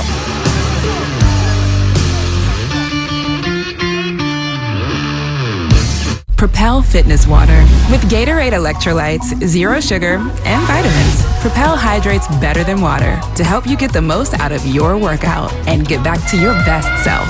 What propels you? Propel with Gatorade electrolytes.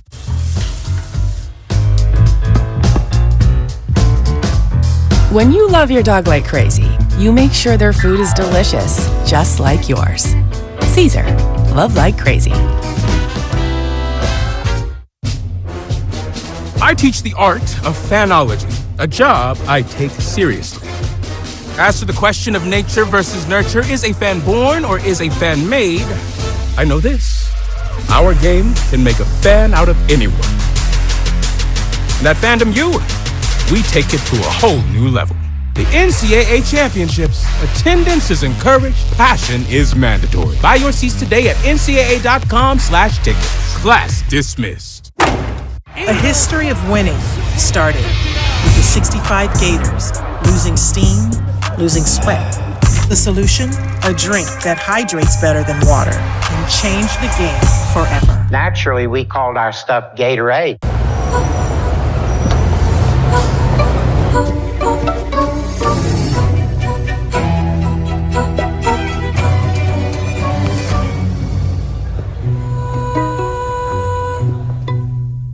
Consumer Reports ranks car brands on more than 50 road tests, reliability surveys, owner satisfaction surveys, and safety ratings from IIHS. And for 2025, Consumer Reports' most reliable automotive brand is Subaru. It's no surprise they also named Subaru the best overall automotive brand. Safe, reliable, trusted, loved. Subaru.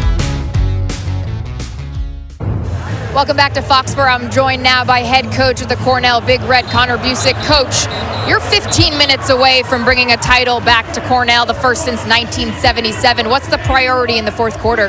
We got to finish with our heart. Cornell-like effort, George Boyardi-like effort. That's going to allow us to push this thing over the top. Thanks, Coach. Thank you. Finishing is paramount. 0 for 5 since 1977 in championship games. And they've had some close ones, Anish, some heartbreaking ones. 1987 when Kesnick was in goal for Johns Hopkins. Greg Boubier scored the game winner for the Blue Jays with 1:51 left. Quint, that was an undefeated Cornell team. And I don't think any of these players are looking at history, quite honestly. It's about staying true to yourself as a player, play to your strengths, stay with the team identity, and be able to walk off this field knowing that you gave it absolute 100% effort. 2009 on this field in the championship against Syracuse. Cornell had the lead, and the ball with 20 seconds to go, could not clear. Kenny Nims scored the game-tying goal. Cody Jamieson won it in overtime. Last time Cornell won a title, it was 3 days after the original Star Wars movie hit theaters. C.J. Kirst has scored the last 4 for Cornell, all unassisted. He did not score in the semis. First time he was held without a point. First, got a step, gets inside.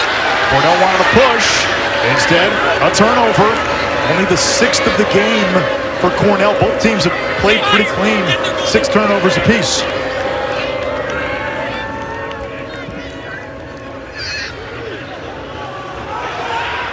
Maryland with some issues on the clear. And that is failure to advance. You have to get it across midfield before that shot clock hits 60. Cornell wants to go quickly, and they do! A hat trick for Goldstein.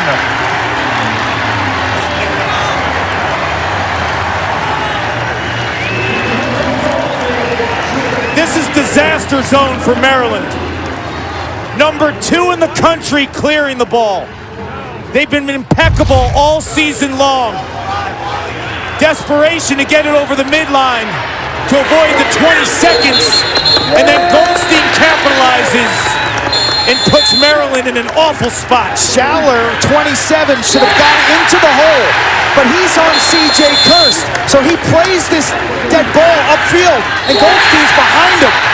The end zone view showed 27 flowing upfield.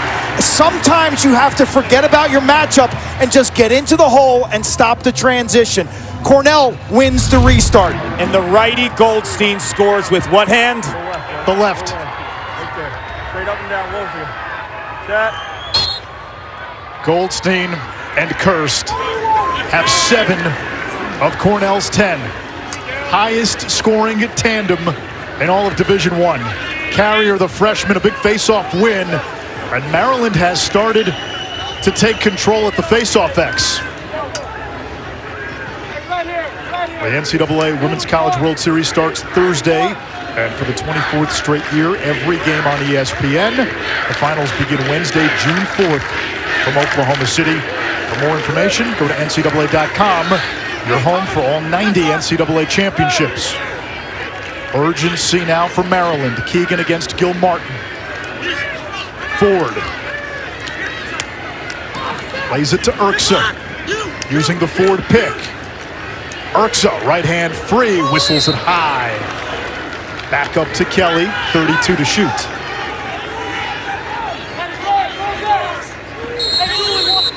Dooley, the Massachusetts native, starts on Kelly.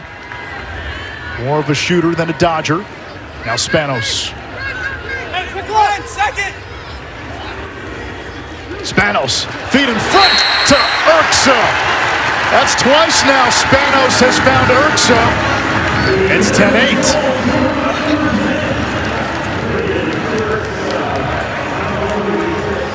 Starts with winning faceoffs, and then this is a gorgeous spot feed, like a lob pass.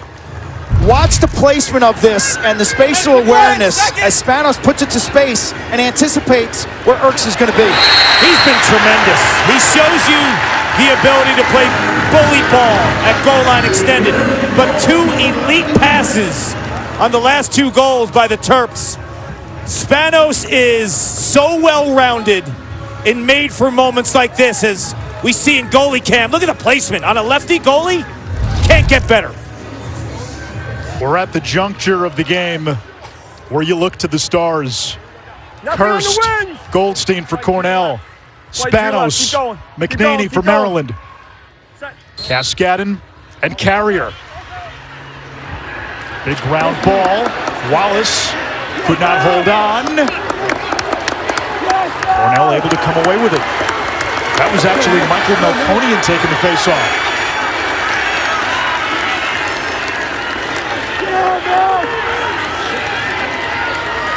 Second to midfield for Cornell.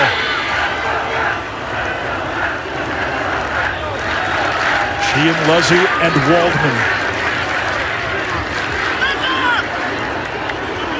Luzzy pedals in.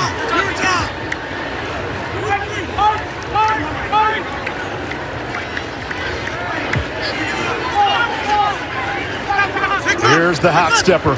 Kirst, defended by Schaller. Hurst absorbing the contact.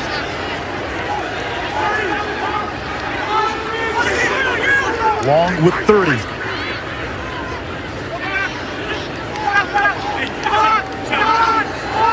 Wing dodge Sheehan.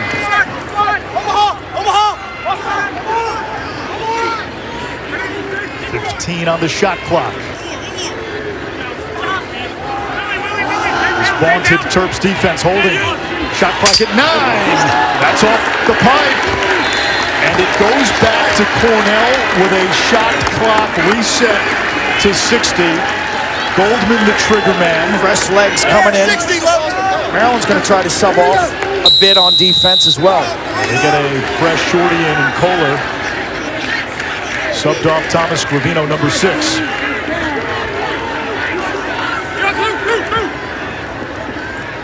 Hugh Kelleher.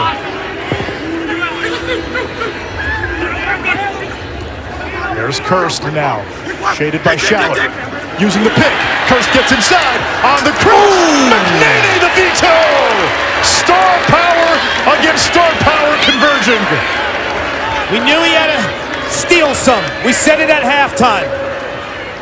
Nobody has played bigger in big spots over the years for the Terps than the 5'8" goalie from Corning, New York. And if Maryland scores here, off of that save, that's a pendulum swing, a violent one. John Tillman sensing the moment,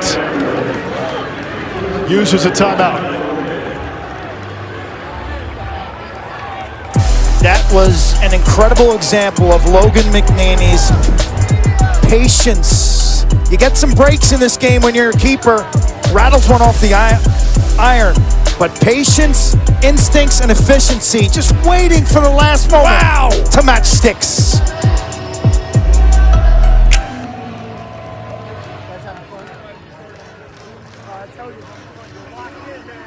As prospectors, we know ourselves a boom.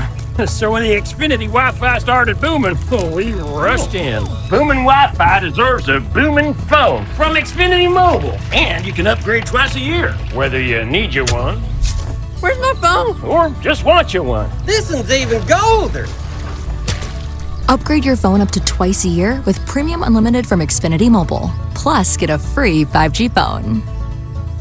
The Wi-Fi's booming! You might be dreaming of ending the drought. You might believe good things come in threes. All that matters now is winning this game. The Western Conference Final. Stars, Oilers. Tuesday at 8 on ESPN. Maria.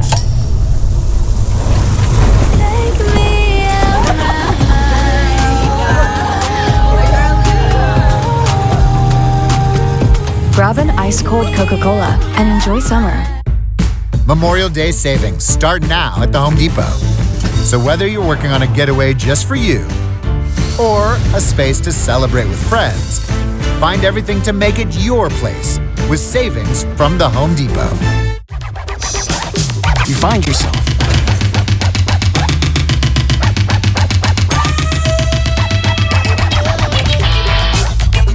Bleu de Chanel.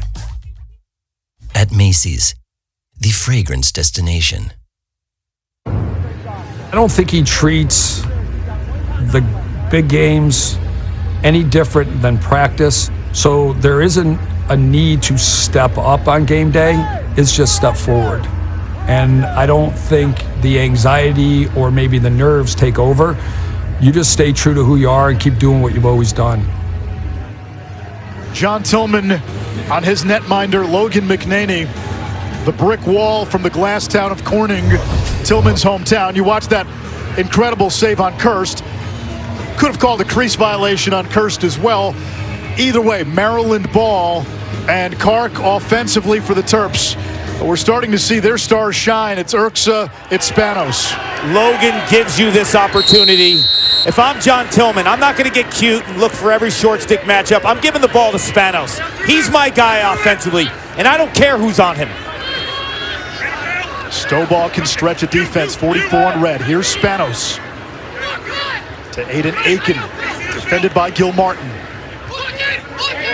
Urksa, former Big Ten Freshman of the Year, a junior from Marietta, Georgia. Now the freshman Schultz. Spanos against Staub, gets the pick, gets the matchup. He's got a short stick. Spanos wants to take it. Help coming. Who's open?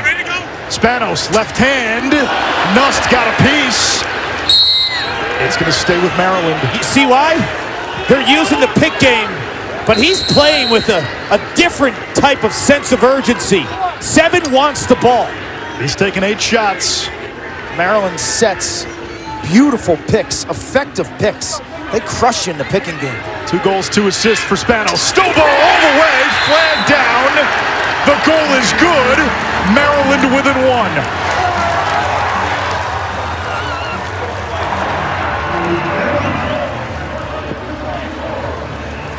Next level athlete, and you get the mosh pit back in action. Watch him go underneath, a little bit of an S dodge, underneath and then back up the goal line extended. Does he land in the goal mouth? It doesn't matter, he was pushed in the goal mouth. You could land in the goal mouth and there was a flag down because of defensive pressure. It's the half circle within the crease. Stovall leaves his feet, but he left his feet because of defensive pressure. Right there. Right there. They call that. So they call that, which gives him the green light to land in the goal mouth. That reminded me a lot of C.J. Kirst's underneath type dodge. You set the defender up, there's a little stutter and change in your speed, and then you win the leverage game from going under to over. Carrier giving Maryland a boost at the face-off X. Carrier may turn out to be the hero if Maryland can finish this comeback. He started the year 3rd on the depth chart. In 2017, it was John Garino who started the year 3rd on the depth chart and turned into a game changer on championship weekend. Jonah wasn't a highly touted recruit, Coach Tillman told me. They got him during COVID. He was more of an athlete converted into a face-off guy. He's been a spark plug here. Whittier up top to Spanos. Picked up by Staub with the giddy up. Dumps it back behind the cage. Keegan on the invert. Terps have never led in this game. Down a goal. Urksa measures Lamb. Plays it back to Spanos. Nust, a huge denial. Wyatt Nust has gone toe-to-toe in every way with Logan McNaney this afternoon.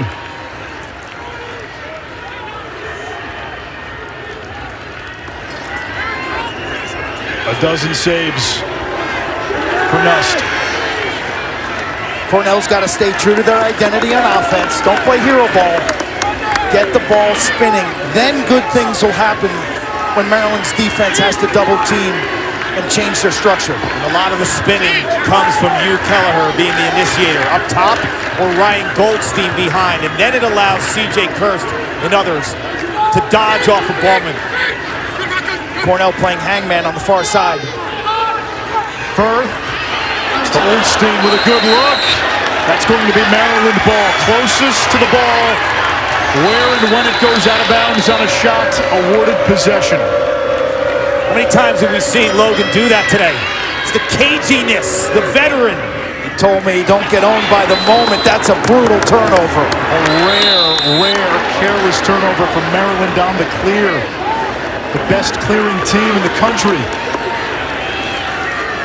Seen that now twice in this second half in big spots in the fourth quarter. Losing opportunities for your offense with a careless mistake in the clear game. Right after McNaney bailed you out with a big hustle play. Less than 7 minutes to go. A championship game perhaps inching its way into the classic tier. First has Canfield. Inside roll. 5 goals for C.J. Kirst. Up to 81 on the season, one shy of tying the NCAA single-season record.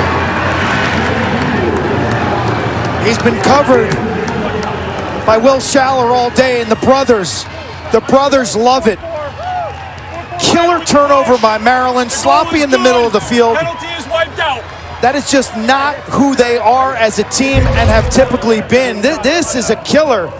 And then on the ensuing possession, you don't get the right matchups. Schaller is not covering Kirst. Kirst sees it and takes advantage of it. He has 5 goals today. All 5 are unassisted. What does that equate to? I'm owning my matchup. I'm owning the moment. I want to be a legend. I want to bring something back to Ithaca that hasn't lived there since 1977. Own the moment, young superstar.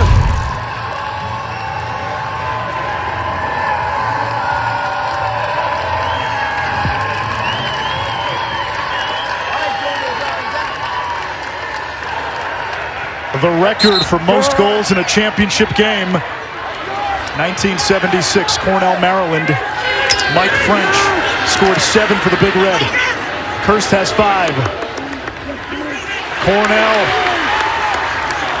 has the ball again with a 2-goal lead. Less than 6.5 to go. It's a big-time play by Staub. Bursting out of the defensive zone to get that loose ball. And the clean handle. Every possession from here out matters. The last 7 Cornell goals have been scored by either Kirst or Goldstein. And 9 of the 11 Cornell goals unassisted. So at the end of the day, when you break this game down, it was about matchups. My players have been better than your players from a one-on-one perspective. It took C.J. Kirst a little while to get going. The switches stayed on. Omaha! Nothing, Jay! Nothing! Only a 2-goal lead. Here is Kirst again. Feeling it.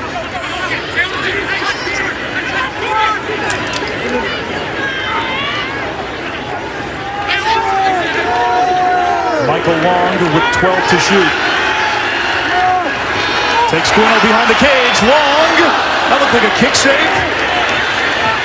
Near the sideline. No, it's going to be Maryland ball. Smart play by Jack McDonald, but that was a kick save. Terp's defense looked tired for the first time there.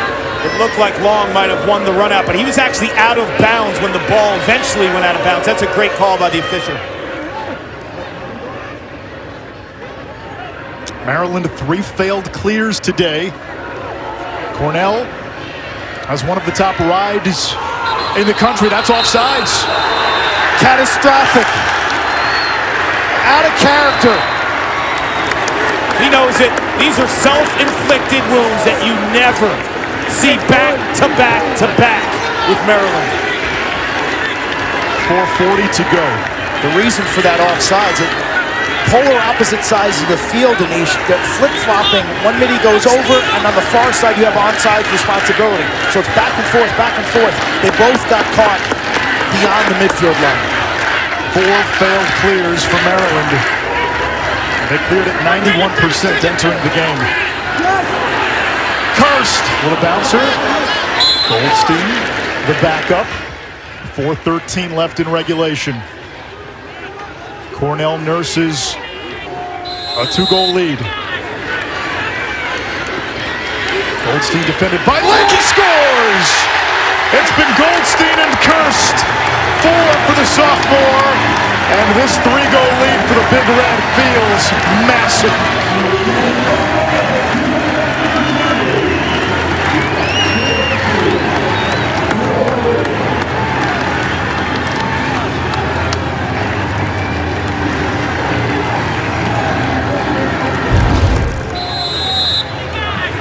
Left-handed. Really no tricks there, Clark. He just posts up left-handed and shoots under the stick of the right-hander, Peter Lake. And he fights through that shot, too. This isn't a situation where he's using space.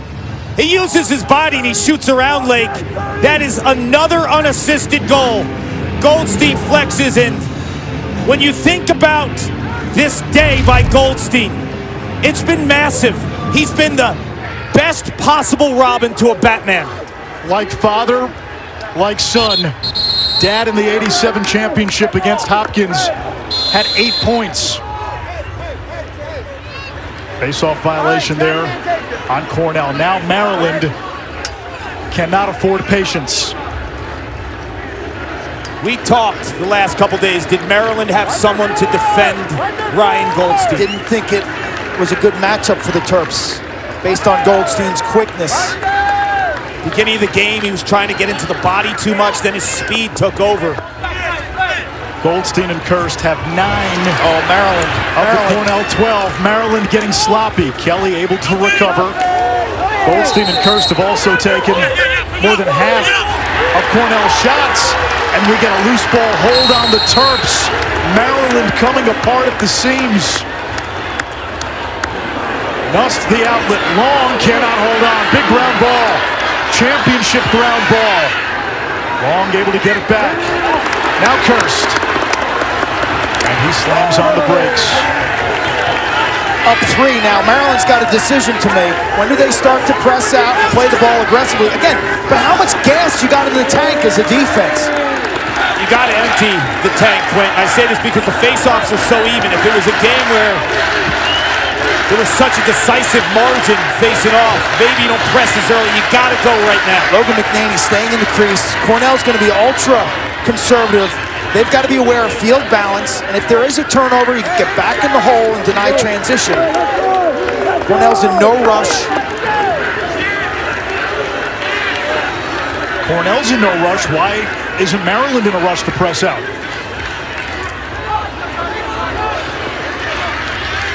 Shot clock at 15. This is what you want. Dalton is primarily a finisher. Probably lock adjacent when 42 had the ball there. Kelleher. Wow. They blow the whistle. It's a warding off on Kelleher. Maryland ball down 3, 2:14 to go. So they kept McNaney in cage. And even with the warding off, Cornell was able to bleed the clock. Did you see the strength on that ward by Hugh Keller? And then the offhand rip, the goal lifted. Got to clear it first. Cornell drops back in kind of a 3-3 deep zone ride.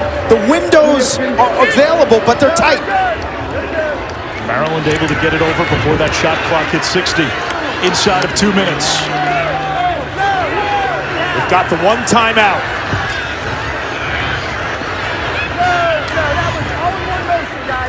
Out of the box. Whittier. Cornell packing it in tight. Urksa sees a lot of congestion. Ford able to save the possession. Now Keegan. 90 seconds left. Maryland down 3. Still no shot on this possession. We'll get a flag. Now Whittier puts one on cage and scores. Heads-up play by Whittier, knowing that with the flag, it's a free possession. Get the man up quickly. He puts it on goal. He scores. That will likely kill the penalty. Number 7, hold, is wiped good. out. Good. The goal is good. Face off. Spot on, Anish. There's the ward by Big Hugh Kelleher. And then Whittier. John, what are you thinking here? Spot on, Anish. He knows it's go time. There's the flag. You got to shoot right away. Pass down, pick down. Deals with that hold on the corner from Davis. You talk about the importance of face-offs. This is gigantic right now. Carrier has won 11 of 17. The freshman standing over Cascading. A rather Malconian.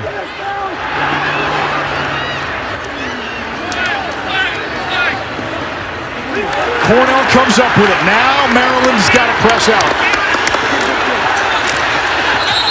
They get a timeout before the trail check. He had that one in his pocket, right? That was the last one he had. Connor Busick still got the juice in those legs, man. You see him accelerate down the sideline to call that timeout.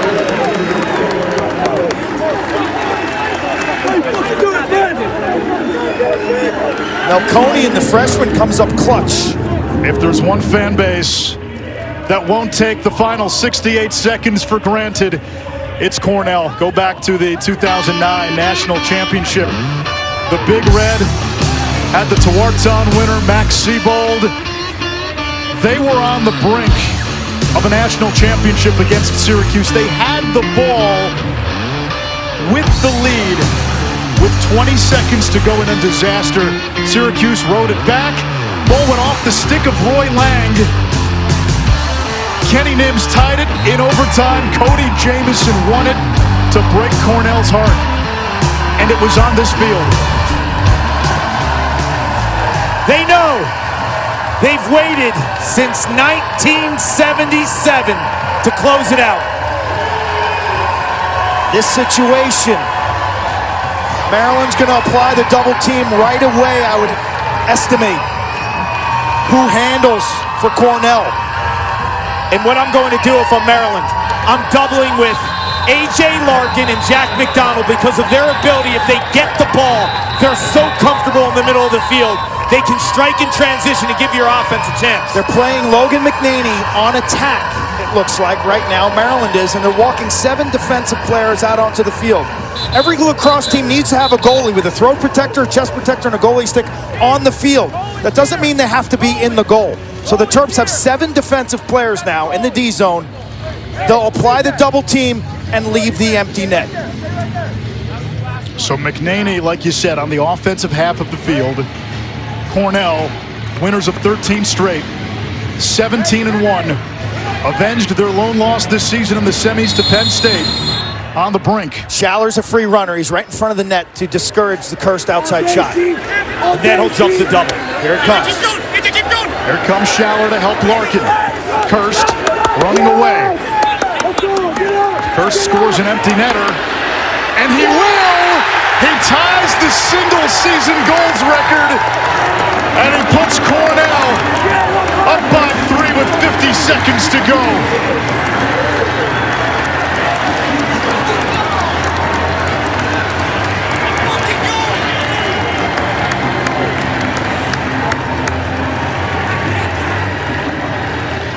There's going to be some tears of joy.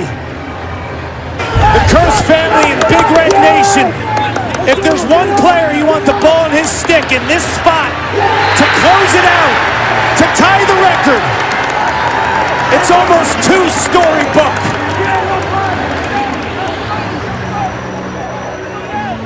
You drive around upstate New York, central New York, and you see this heavy Greco-Roman flavor in the names of the cities, from Homer and Cicero and Manlius and Troy and Ithaca, where Cornell plays its home games and where the university is located. As you see C.J. Kirst's mom, Michelle, wiping tears from her eyes.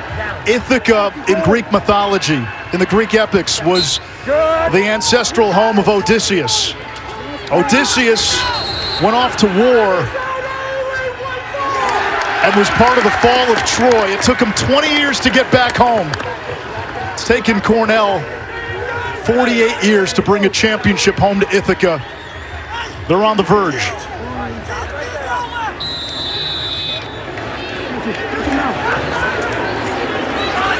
Davis stepped out of bounds.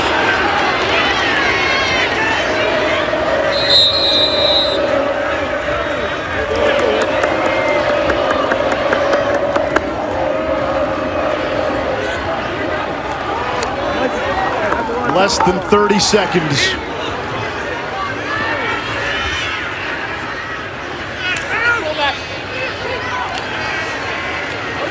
Spanos, 15 seconds.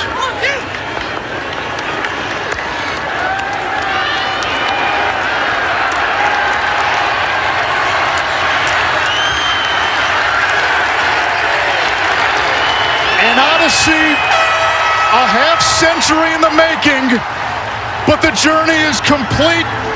Cornell will bring a championship home to Ithaca.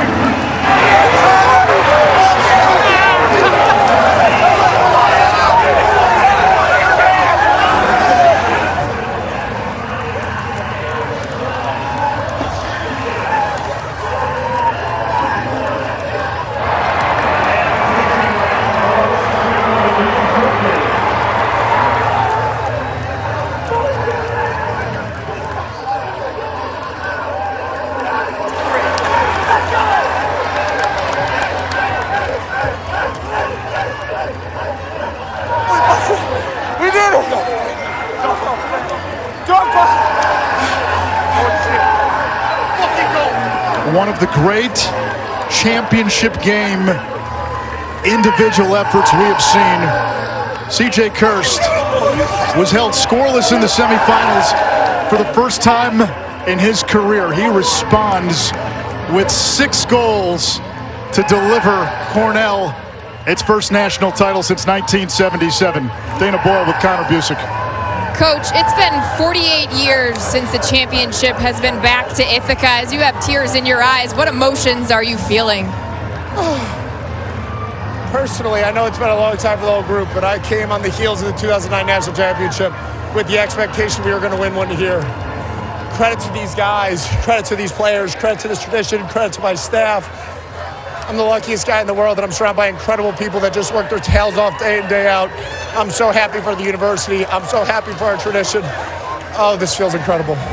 One of those players, his name is CJ Kirst. He had 6 goals and an assist, a total takeover mode for CJ. What does he mean to this sport, to this program? We knew if 15 got going, we're going home with hardware. And by God, if he didn't find it and find it in a big way, he's got the biggest heart. He's the hardest worker I've ever been around. And man, he pulls the best out of everybody around him. And dear God, if he doesn't, he's the engine that makes this thing go. So I'm so happy for him and that whole senior class. They decided they wanted to do this, and I've never seen a group that was so intent on doing this.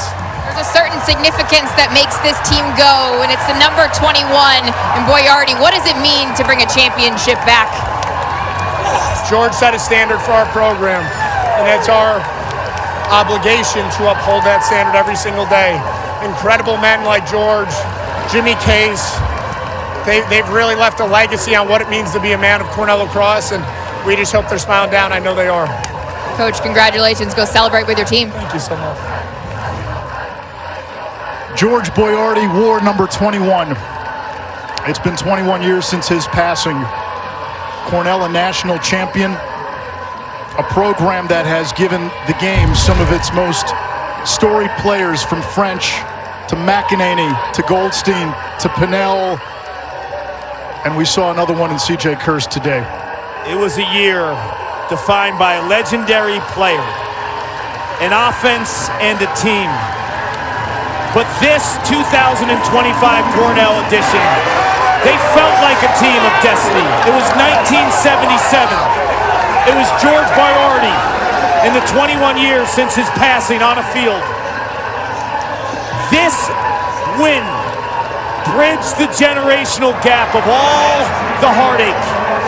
It just feels right.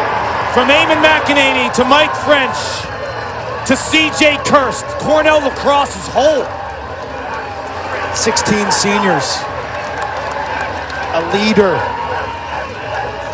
A program who's had their heart ripped out on Memorial Day 5 straight times. At one point, you're wondering if it was ever going to happen again. They show up to have their heart broken today, and instead they see C.J. Kirst carve his name into immortality as one of the game's best.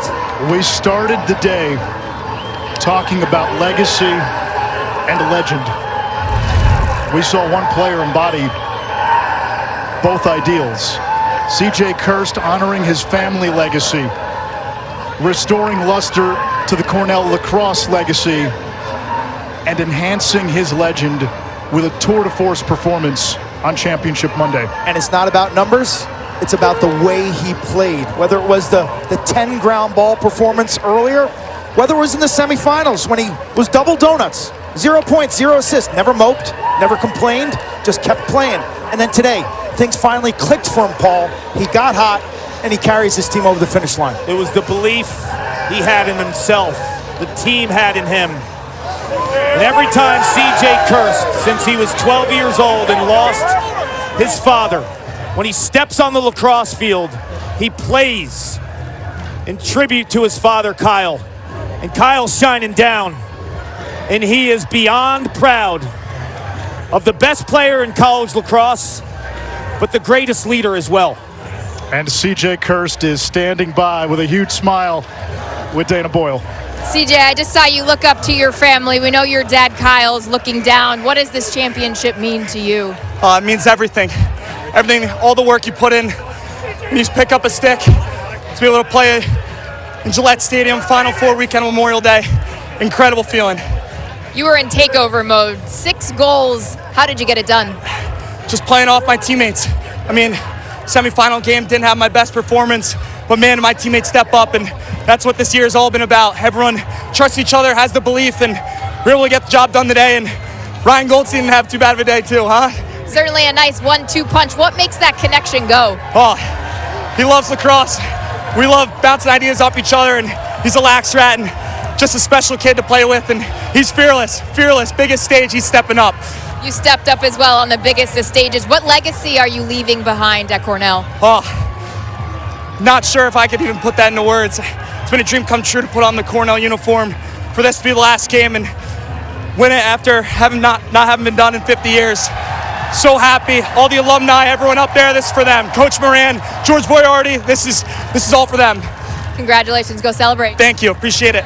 C.J. Kirst is our Capital One player of the game. 6 goals. With the 6 goals, he finishes with 82 on the season to tie the single-season Division I record. He already holds the NCAA's all-time goal-scoring record. And as we take a look at the Capital One Cup standings, teams competing for a combined $500,000 in student-athlete scholarships from Capital One. It was a season defined by unpredictability and chaos, but Cornell was the team all along. They were the #1 team for the longest stretch. They were the #1 seed. They end the year on a 14-game win streak, and they are your national champions in 2025. The trophy presentation can be seen on ESPN+. Next on ESPN, NBA Today, presented by JCPenney. For Quint Kesnick, for Paul Carcaterra, for Dana Boyle, and our entire crew, I'm Anish Shroff, saying so long from Foxborough.